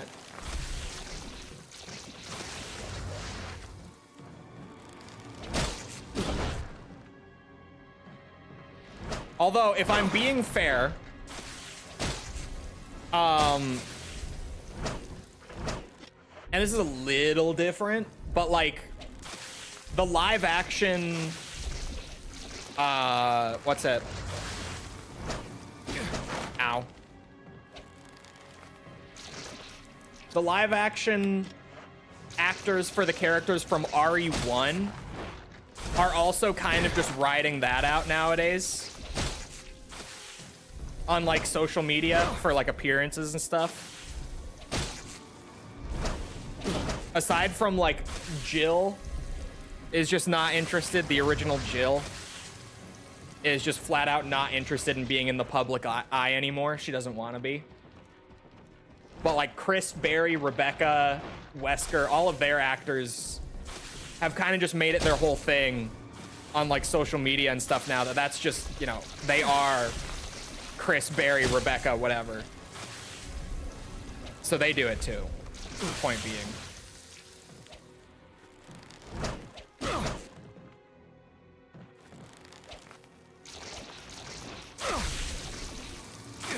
Ow, ow, ow. But yeah, 3 actors before Yang Ya, as in, what's it? Kuroda, Daryl, and then the Chinese dub actor, who I don't remember the name of, who does a fine job, but I'm not even interested in the English dub that much. You can imagine how interested I am in the Chinese dub.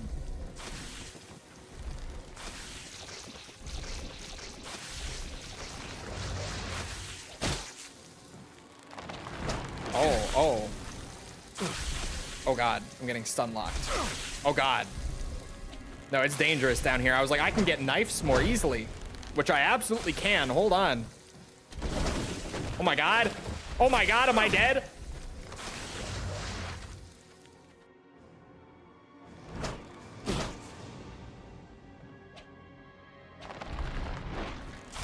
There we go. That's another one. I'm in danger and there's one tentacle left. Fuck. Okay, wait. The lower level actually might be the move.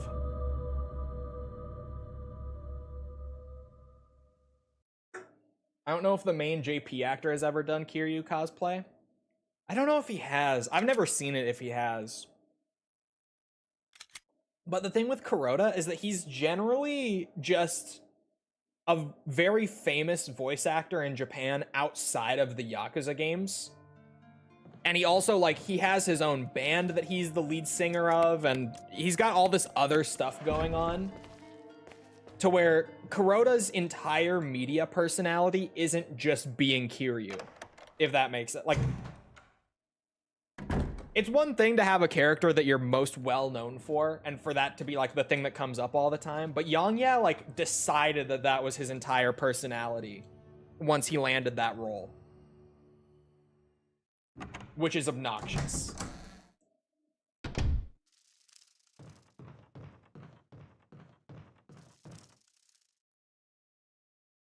Kuroda's drip is so insane he doesn't need to cosplay Kiryu. He really doesn't. He does dress well, to be fair. David Hayter should start walking around as Snake everywhere and smoking cigarettes on the daily. Yeah. Yeah.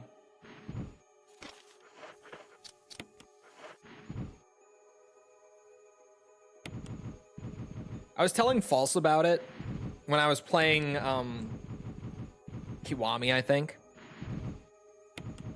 Yeah, I think it was when I was playing Kiwami. It was that or Zero, but I think Kiwami. Where I was like, man, just like doing the research stuff and learning more about the tattoo culture with the Yakuza, and then like seeing the fucking gorgeous tattoos that they have in the games, like the full color, full back tattoos, are just fucking beautiful. But like, I could never get one. I could never rock that tattoo. But holy shit, they are gorgeous. Like, you see them and you're just like, oh my god, I want one. But then you realize you're like, no, I could never rock that. That's so much tattoo for me to just be like a guy in his 20s who plays video games for a living. But god, they're so fucking cool. Like, it's impossible not to just sit there and be in awe of them. Ooh. Ow. Ow. I know I'm close to death and I just start getting stun locked. Oh, fuck. You do take a lot more damage down here, but it's so much easier to hit them.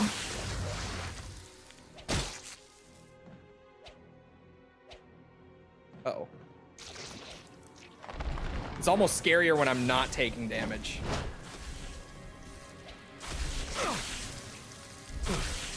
Oh my god.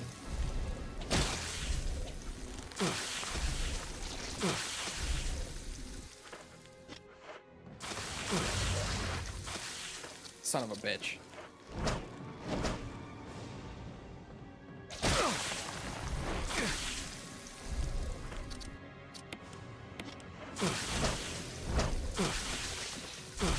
You could do it. Wouldn't be the first nerd to. Maybe I should. But the thing is, like, whose tattoo do I get? I don't feel like I could rock the dragon.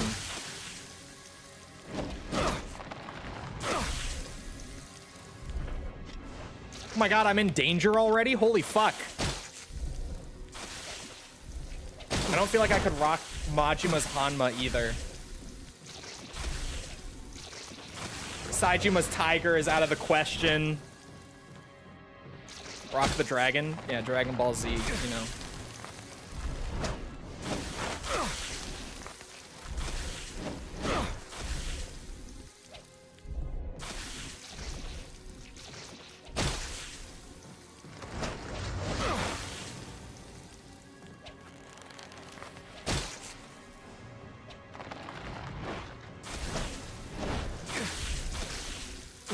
Rikia finishing his tattoo. Oh my god, don't even say finishing the tattoo to me after I played Yakuza 0. Bro. The biggest thing, one of the biggest things, I say this every time I bitch about 0 being a terrible prequel.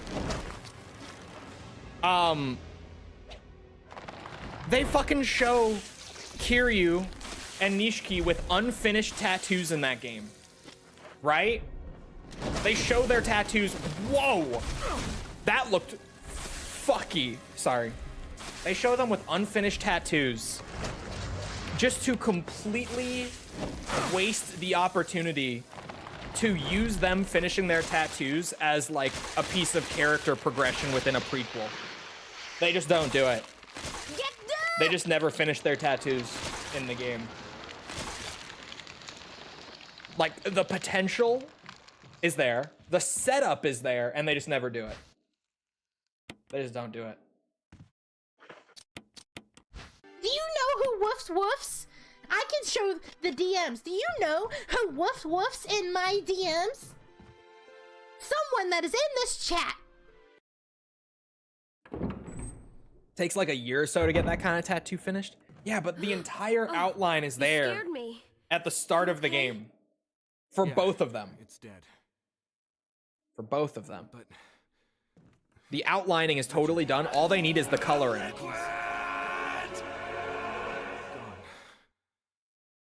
And the whole reason that the coloring is seen as an important part of the tattoo culture for them is because that's when the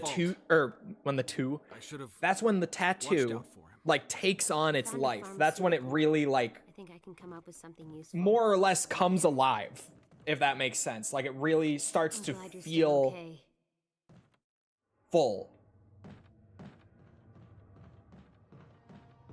So them just not coloring it as like a way to, you know, drive. Granted, they didn't do any character progression with Kiryu in the first place or Nishiki in that game, but Chris, you're alive. my words exactly. I'm just saying that opportunity was there, like right there. Yeah, I know. Totally wasted. We got separated. It pisses me off. I see. Anyway, we better find a way out of here before we turn into zombie food. Got any suggestions, Wesker? We should get I need to pop my window. On the situation. It's warm in here, uncomfortably warm. Chris, I want you to check them out one more time. I'll continue my investigation here. Sure thing. And I know that it's chilly outside.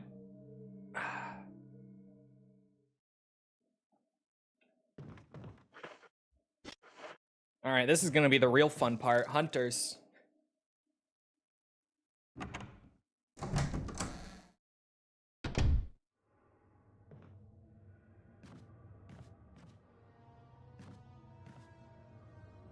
It'll be like 1/4 colored. They could just do it in one go. It's fine.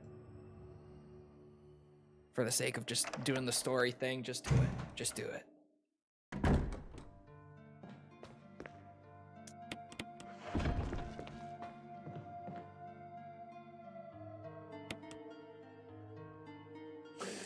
Ask if a white boy can speak a little Japanese.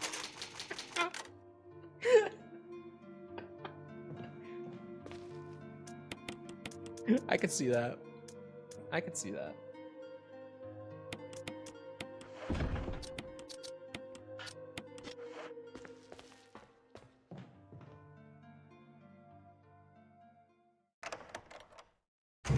I'm Bobby, Mom.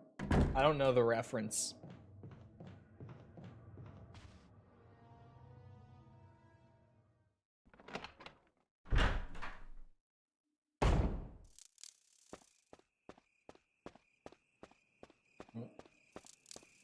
Oh. This is Brad. If you can't answer me, somehow give me a sign. Chris to Brad. Can you hear me? Brad. Damn. Damn.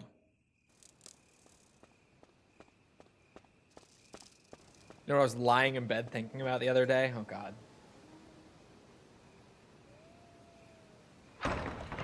Reckon Ocelot is still a virgin in MGS4? I do. I bet he probably is, actually. That's the funny part.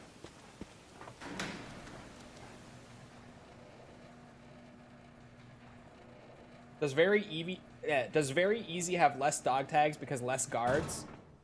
Yes. Just because there are less guards in the playthrough. And it's also why, like, hard and extreme have more.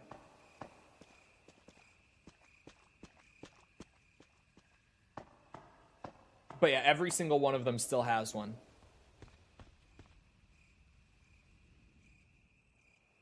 God help you if you're trying to get them all. It takes so long. Such a stupid length of time to do all that. That's the green one, right? Fuck. All right.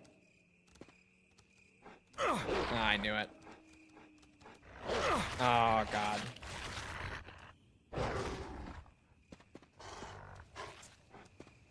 Jesus, just let me get the herb and go.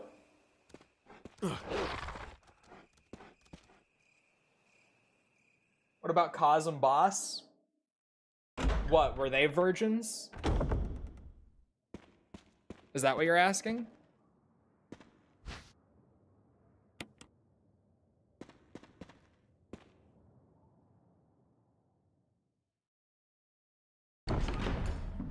Yeah? No. They fucked.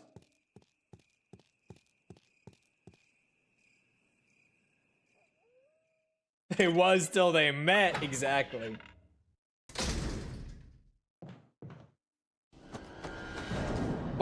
Big Boss also fucked Paz. Don't forget. Which is, yeah.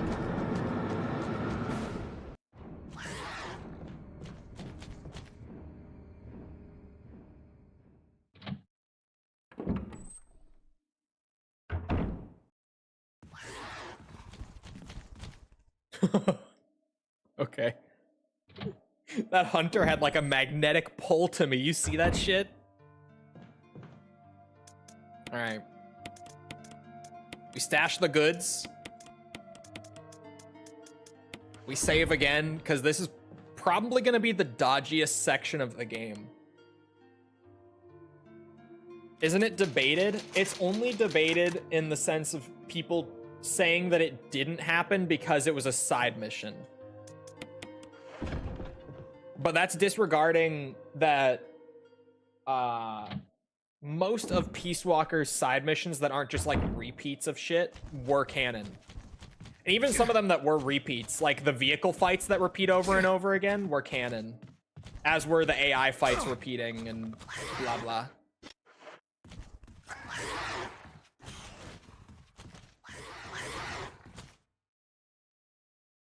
Kojima said the side missions are canon. Yeah, the side missions are canon, but people will try to tell you that they're not. Almost always specifically to try to say that Big Boss did not fuck Paz. That's normally where that comes from. That's normally when people start saying that they weren't canon.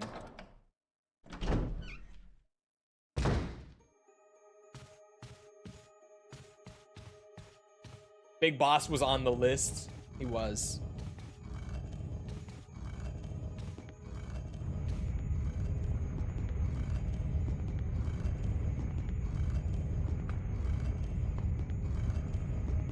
You? Yeah. Well, to be fair, spoilers for Metal Gear Solid Peace Walker. Mute me, or if you're watching VOD, skip whatever. 3, 2, 1. To be fair, Paz wasn't actually 16. She was in her 20s. At the time that Peace Walker took place, she was simply playing the role of a high schooler to get close to Big Boss. But that doesn't change the fact that he thought she was 16. Like, as far as he knew, she was. It didn't stop him, is all I'm saying.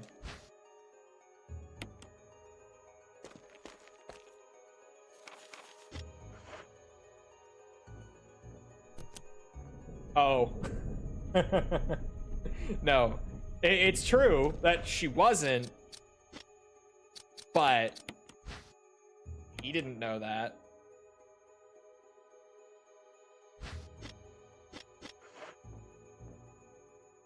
Kaz for sure know that. I don't think Kaz did either. Well, maybe. Kaz in Peace Walker is kind of weird to try to nail down like what he was in on and wasn't. Like exactly.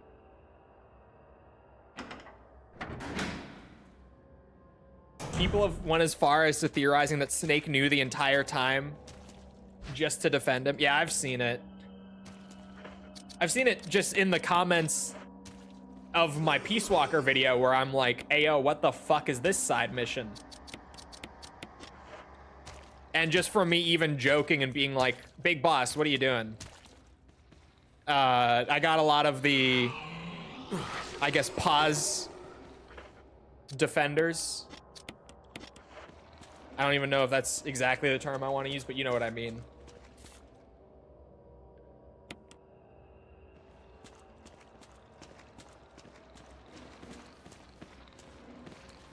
This is gonna be a bitch.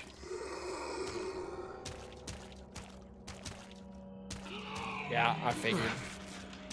I didn't see myself getting out of that grab. What? That zombie just phased through me.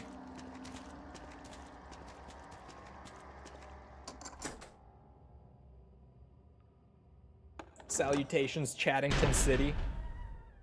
Oh, Mickle. Okay, he's standing now. I don't have to worry about potentially stomping him.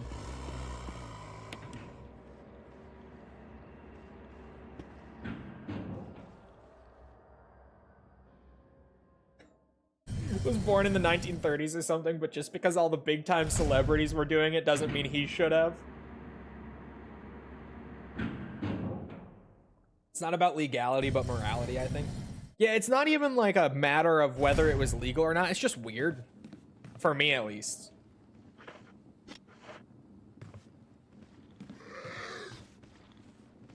Just a bit odd, I think. Am I yellow HP right now? I am.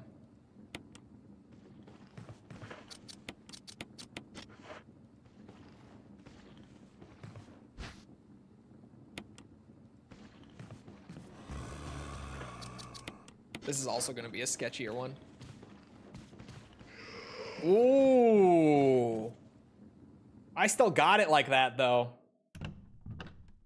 I still got it like that.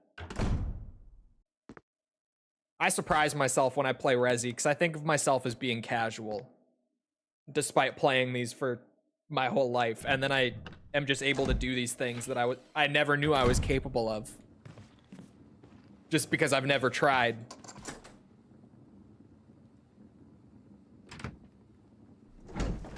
Boy, the enemy's fucking hit.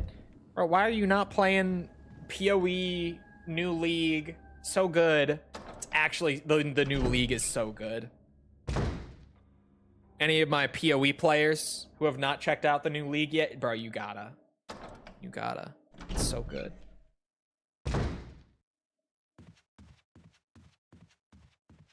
Hunter?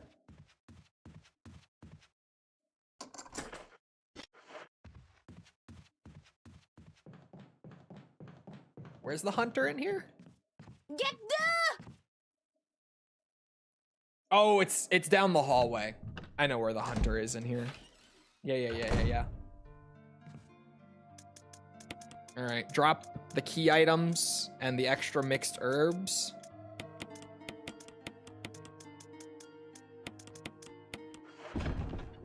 We go back.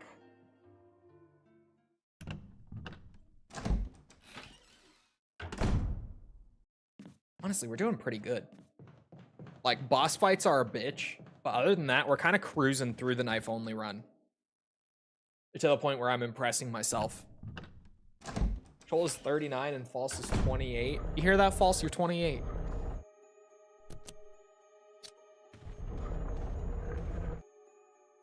Yellow is yeah, yellow is for the tiger head.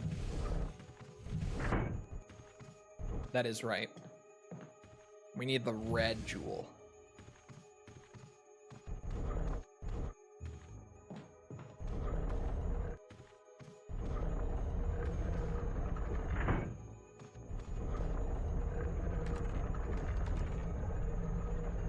Going for worst ending? Yes.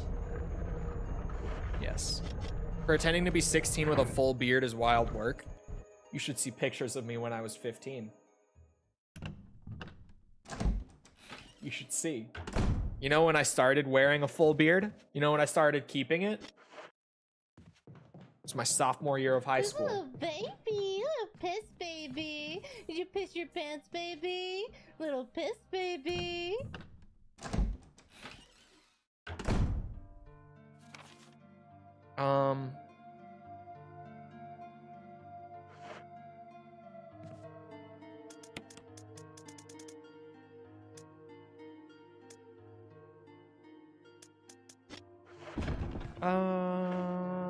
I'll go out to the main hall. I don't need to save yet.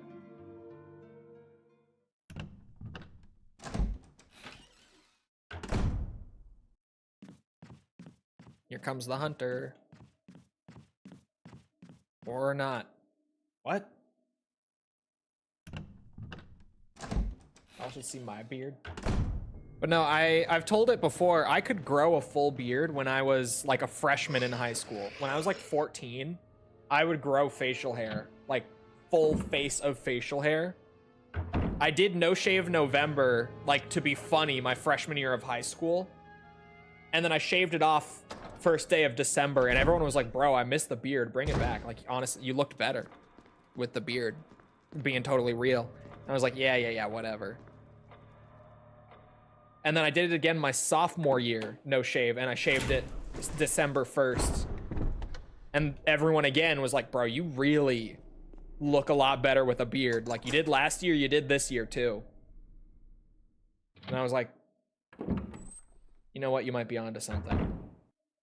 So at 15, I started just growing out the beard and keeping it.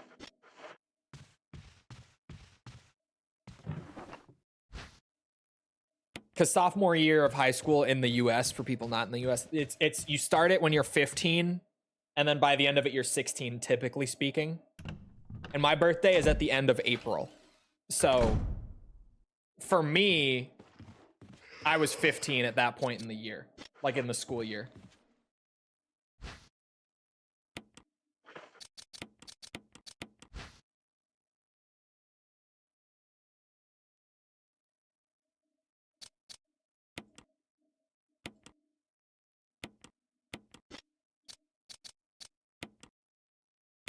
I tell chat all the time that I'm a hairy bitch.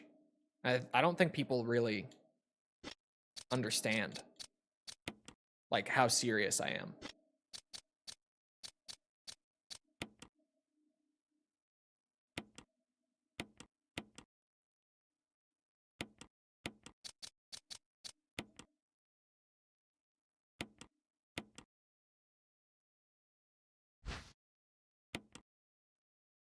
Show us your hairy feet. I do got hairy feet.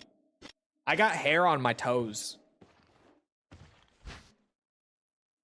I grow hair on the top of my toes. You want the Chole Hobbit feet? I do have Hobbit feet, genuinely.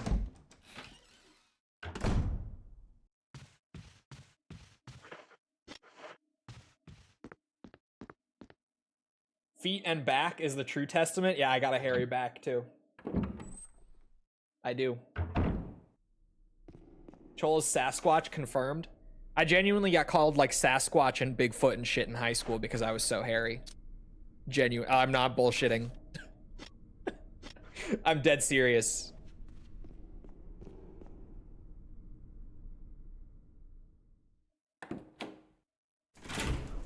What about hair on the top of your shoulders? Yeah, I got the full shirt.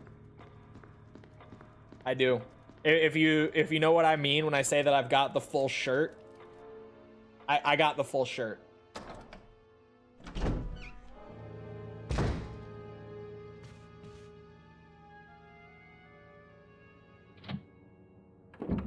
We trying to see? Oh my god.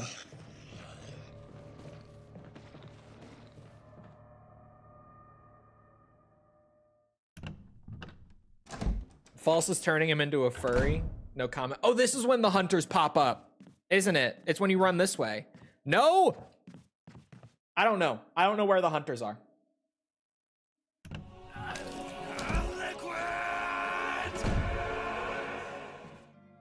But the remastered changed the music for RE1 remake, like HD. I've never heard that, to be honest. This is the first time I've heard of people saying that.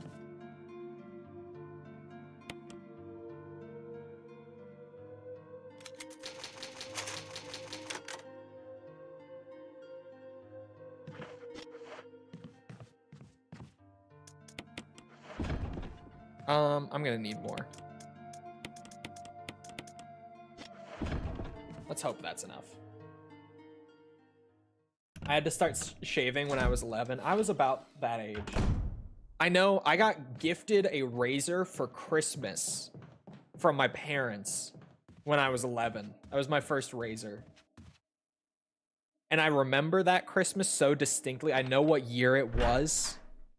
Here comes the COD, bro. You guys ready? I know that it was the year of 2014. Oh no, shit, I was 12. I was 12. Never mind. I was 12 because 2014. Sorry. I got gifted my first razor when I was 12. And I know that it was 2014 Christmas because that year from my parents, I got a razor and Call of Duty Advanced Warfare. And that's how I know. That's how I know. You would be shocked at the amount of things in my life, the amount of life experiences I've had, that I can pinpoint the year that it occurred by thinking of what Call of Duty was out at the time. Like, what was the current Call of Duty when that happened? And that's how I can put it into a timeline for myself. I wish I was joking. It sounds like I'm shitposting. I'm not. There are so many things in my life that I can pinpoint the year by thinking what Call of Duty was out that year.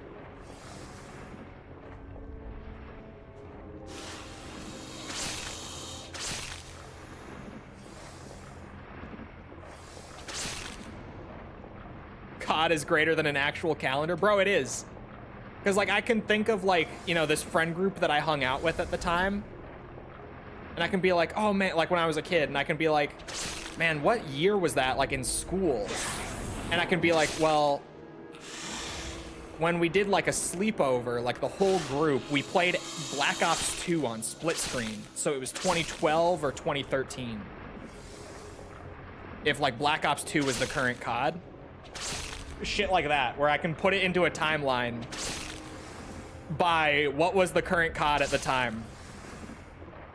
Or like one of my buddies from high school, I distinctly remember there was like a, what's it? Ow. Sorry, hold on. I should maybe try to not get killed by the big snake.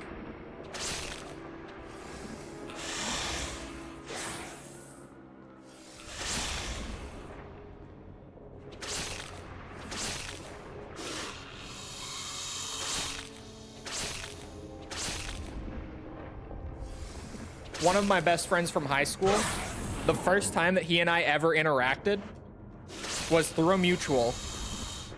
Like a mutual friend that we both knew going into high school. And our first ever interaction was that he challenged me to a 1v1 on Black Ops 3 because he thought that he was hot shit. And I said, all right, bet. And I whooped his ass in a Black Ops 3 1v1. And that was our first ever interaction. That's how we met. We're still best friends to this day. 10 years later. Black Ops 3 was 10 years ago. It turns 10 years old this month, actually. Black Ops 3. So, fuck me. for my zombies, guys, Shadows of Evil and the Giant are like 2 weeks away from being 10 years old. Admit you lost? No, I fucking whooped him. He was a filthy casual.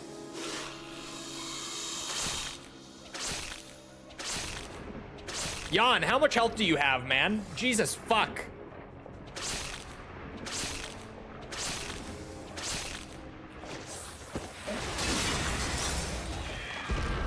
That fight took forever. That was the easiest boss so far, but that took ages. That was the longest boss so far.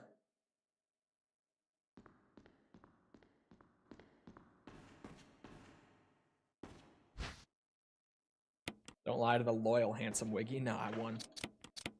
I actually remember like the map we played on, and I remember using the KN-44 because that was the one gun that I really enjoyed using in multiplayer. That was the only one. Because I didn't know at the time that the VMP was fucking busted.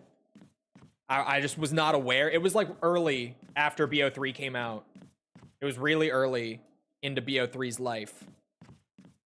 So like we weren't really totally, like the word had not spread yet about the VMP. You know, I was not aware. Oh, I'm running into a wall. This London run looks awesome. Yeah. Resident Evil if Chris was British.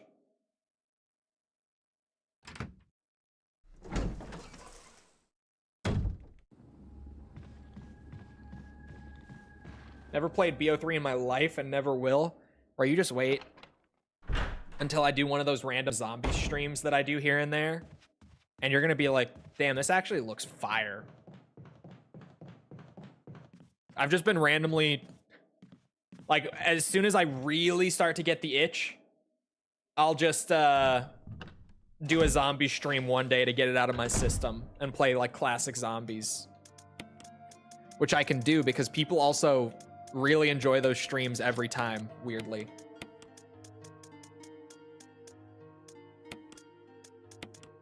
And yeah, BO3 zombies is the zombies. That was the one, man. I tell ya.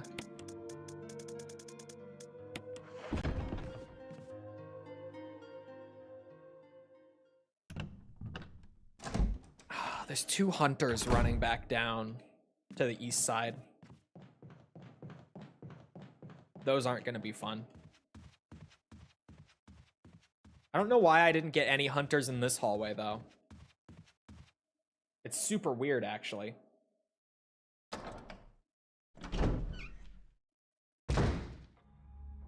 Did I get any hunters in here? Oh.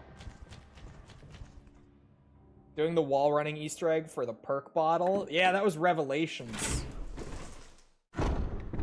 Revelations had the big, like, wall run, like, secret wall run course in the Dreisendrach portion of the map, where you could get a free perk for everyone in the game by doing the wall run successfully. And it was pretty tricky. Particularly getting the perk bottle out of the air was tricky at the end of it. The rest of it was pretty easy. Snagging the perk bottle was tricky.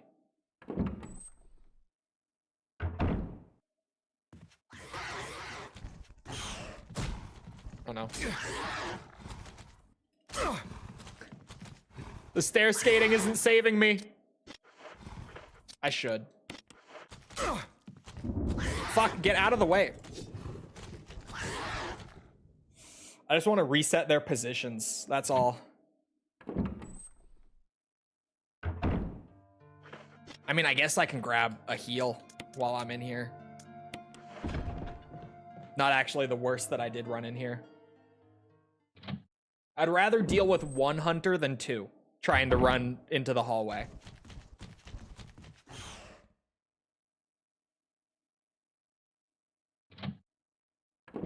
You missed the wig.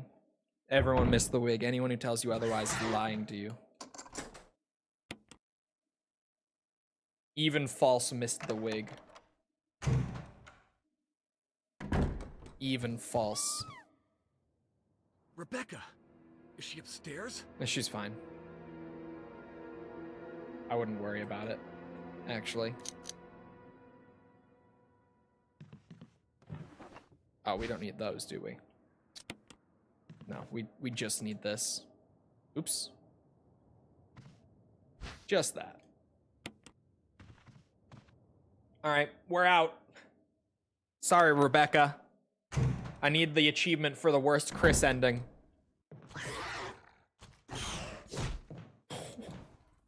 I ran right under him. That was awesome. I waited for the jump, just whoop, right under. That was sick. That was so good.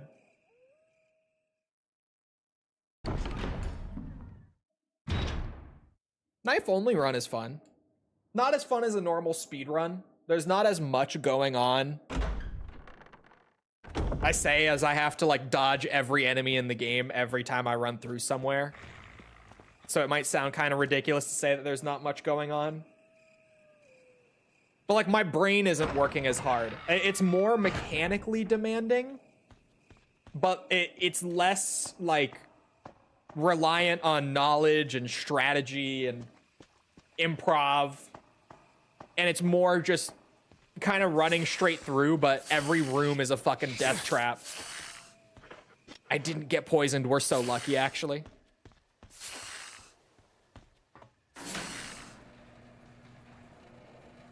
Who is the fan favorite in Resident Evil? Leon. I was gonna say maybe Wesker if I had to pick like one who's probably the fan favorite, but no, it's Leon. It is. I don't know why I even thought about it like it was a difficult question.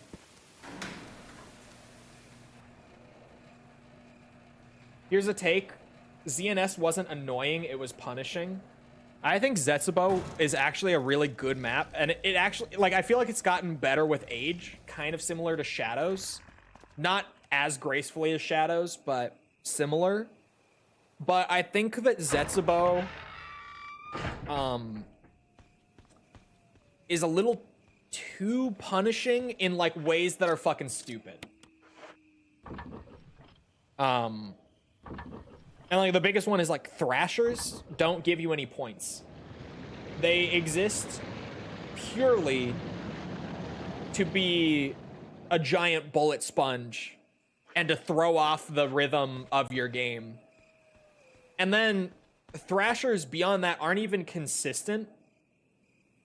So what ends up happening is like I play some games of Zet, and I used to high round Zet for like, records and stuff. That was one of the maps that I used to play.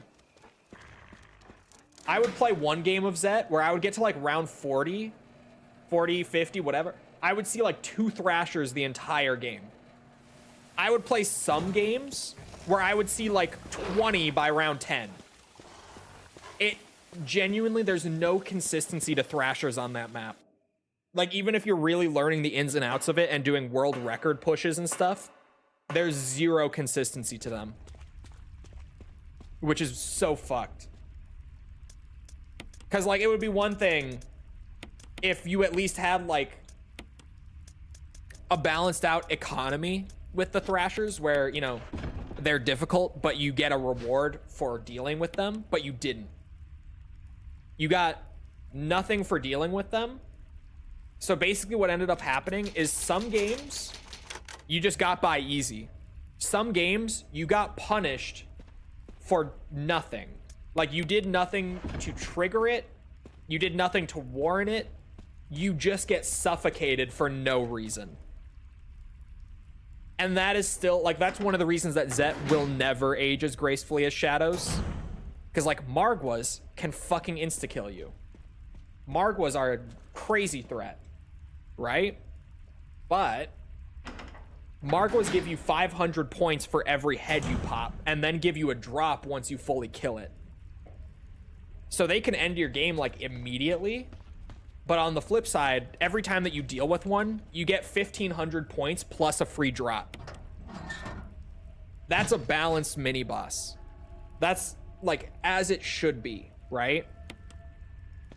It might be a little overly rewarding, but again, they can insta-kill you.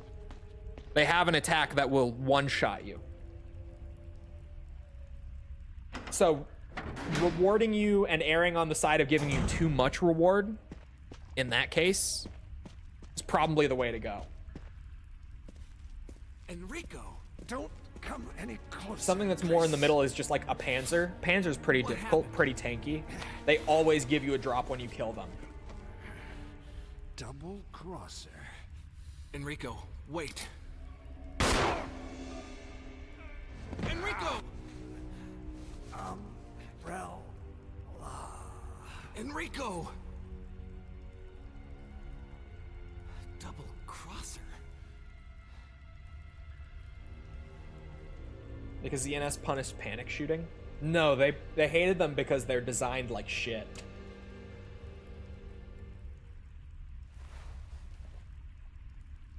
Like, even top level players who have world records on Zet hate the Thrashers. Because even when you're playing the game as optimally as humanly possible, the Thrashers are not designed well, have no proper counterplay, and are completely random. And give you no reward. The only counterplay to them is just running away from them. Which is so shit. Like, the counterplay is just delaying actually dealing with them. That's not counterplay. That's just running away. You know what I mean? Ooh. That was a close one.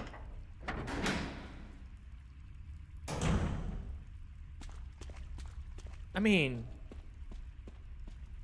for being in the caves, in the amount of time that we are, on a blind attempt at doing the knife only, I think I'm doing pretty all right. Like, this might even be a faster completion than, what's it? The Jill hard mode run that we did. Oh, I have to trigger the rock. Because that was 5.5 hours. So far, this playthrough has been pretty much exactly 3 hours. We're almost done. That's shotgun shells. Spider fight's about to be a bitch, though. I'm gonna save just because it's a bitch. We have so many ink ribbons, it's fine. They can only spawn if you pop spores or let corpses mutate. No, they spawn more if you pop spores or let corpses mutate. But they don't only spawn in that case. They do just randomly spawn. I don't remember what the odds are, but they do just naturally spawn based on random chance. I don't remember what the math is on that, but Thrashers do naturally spawn, which is where I'm like, some games, even when you're playing right, you just get like fucking 30 Thrashers by like round 15. Because it can be multiple around too, which is such a bitch. Oh, I need the flamethrower. It's okay, I'll go back for it. I don't want to deal with that hunter out of its default position. I'd rather not. All right, Black Tiger. I got 10 minutes. Let's go. Ooh.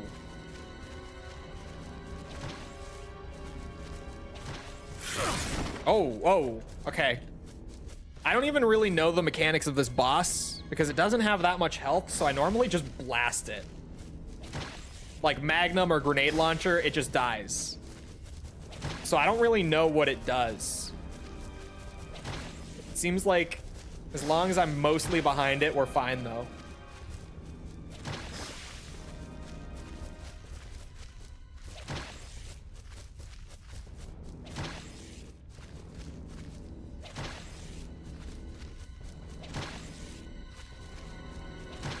Uh-oh. That was a little ballsy.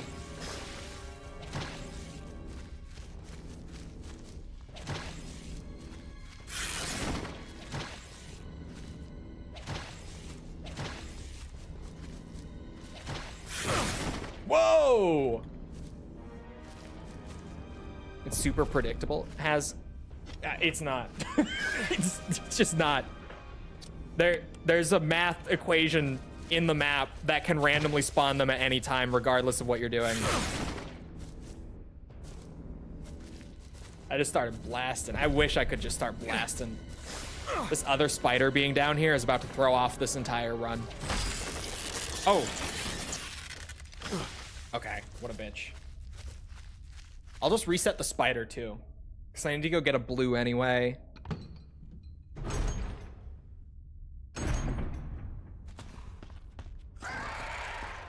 That hunter placement is evil.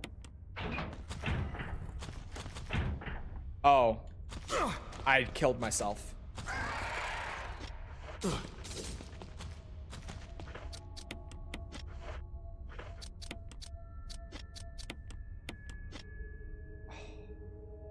I could have not killed myself, and now I killed myself. I'm alive.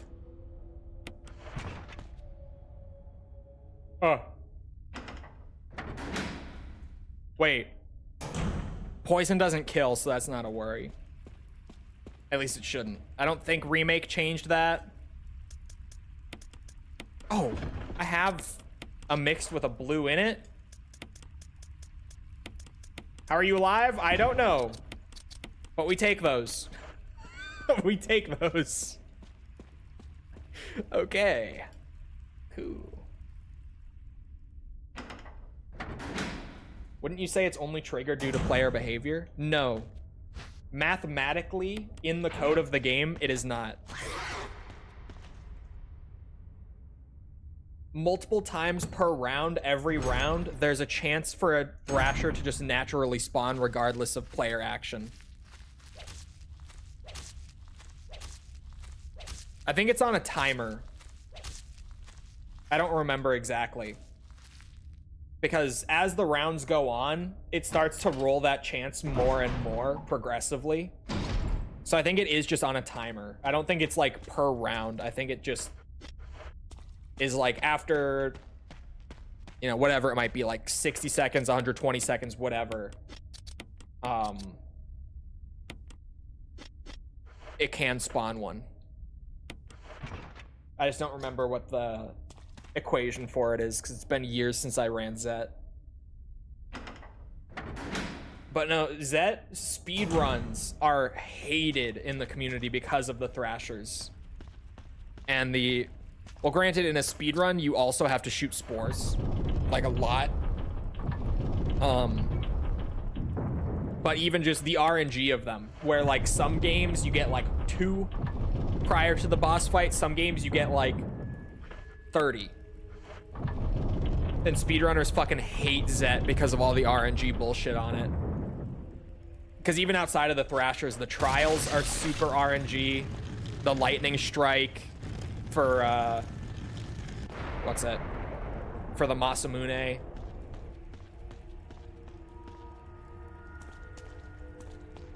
There's so much bullshit going on Zet if you're speedrunning it or playing it for, like, high level.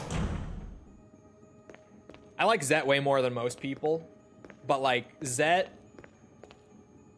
had a lot of poorly thought out design decisions. Because, like, I always enjoyed Zet. Dying of drowning. You could die of drowning. Most people don't at those levels, but I have seen a couple where because of the spore down there, because spores also run off of an RNG system. Generally speaking, the spore to refill your oxygen at the bottom for the Masamune upgrade as well. That spore is almost always there when you go down for it. Sometimes it's not, though. And with the speedrun routing, you normally skip the gas mask. which extends the amount of oxygen that you have on that map when you're underwater.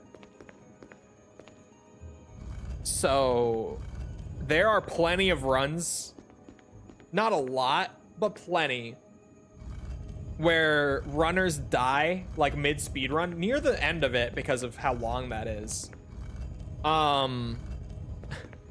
There are a lot of runners that die from the spore at the bottom not being ready to go in time because it's on a random chance.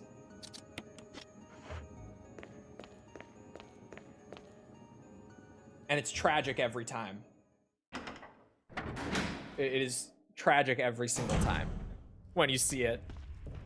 It's like they're doing great, they're flying through the map, and then they get to the bottom of that and the spore isn't there. And because you don't have the gas mask and the spore isn't there, like you see that the spore is gone and you know that you're already dead, right? And even if you're not dead, you're speedrunning.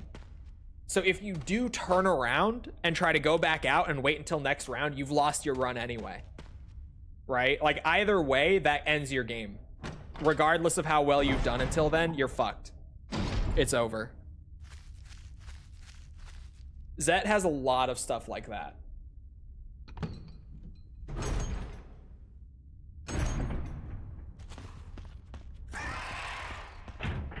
The lightning strike is a particularly notorious one. Once you do get the trials done and you need to charge the shield up. That one is really good. You'll see some speedrunners, granted, runs that are not good, so you have to like catch it on stream pretty much, but you'll see speedrunners sit there after completing all of those fucking terrible trials. Oh my god, the Zetsubo trials are just the worst.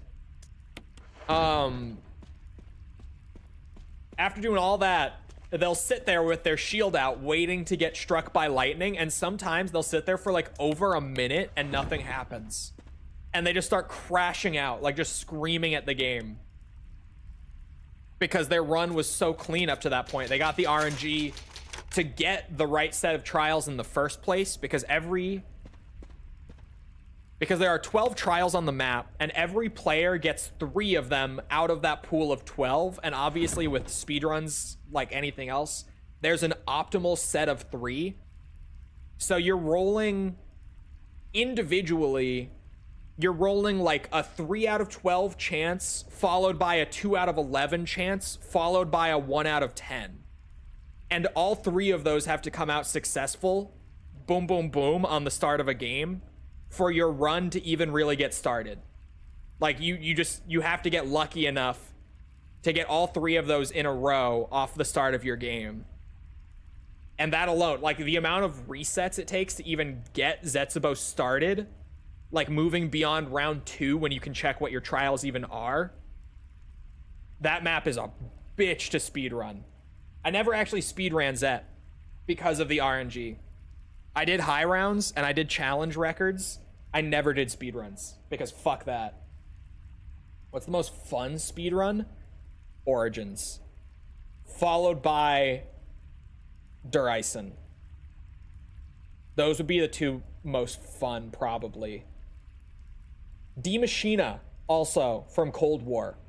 Not a classic zombies map, but that one as well is really good. That's a really fun speedrun map. I saved and waited only because, like, I could go, but there's no typewriter down there. I figured Origins, it's Origins. Anyway, why is Origins the most fun? So many moving parts. It's such a complex speedrun, but it's all skill-based. Like, every bit of it is down to just your skill and knowledge on that map. It's so good. So good. Anyway, it is about that time. We got really far. Next stream will definitely wrap that up and then get into the other challenges. But we got way further than I was expecting. Anyway, it is about that time. I need to get back to video work. So, I hope you guys enjoyed. If you did enjoy and you haven't done so already, feel free to go ahead and leave a sub, follow, whatever, come back another time. We're doing this. We're doing all sorts of other stuff like Ace Combat, Metal Gear, Yakuza. We've been playing Hollow Knight Silk Song, all sorts of stuff. Come back for any of it. Also, if you enjoyed, and you haven't done so already, feel free to go ahead, there we go, and leave a like on the YouTube side, algorithm. You know how that goes. If you're looking for links to anything else outside of Twitch or YouTube to engage with the community, check out links in the description below on YouTube or on Twitch. They're on the channel page. They're in chat commands. I'm sorry, hiccup. Things like Twitter, Discord server, whatever you're looking for, you'll be able to find them. Other than that, though, once again, I hope you guys enjoyed. I hope to see you always back here next time. I hope you all have a great rest of your day.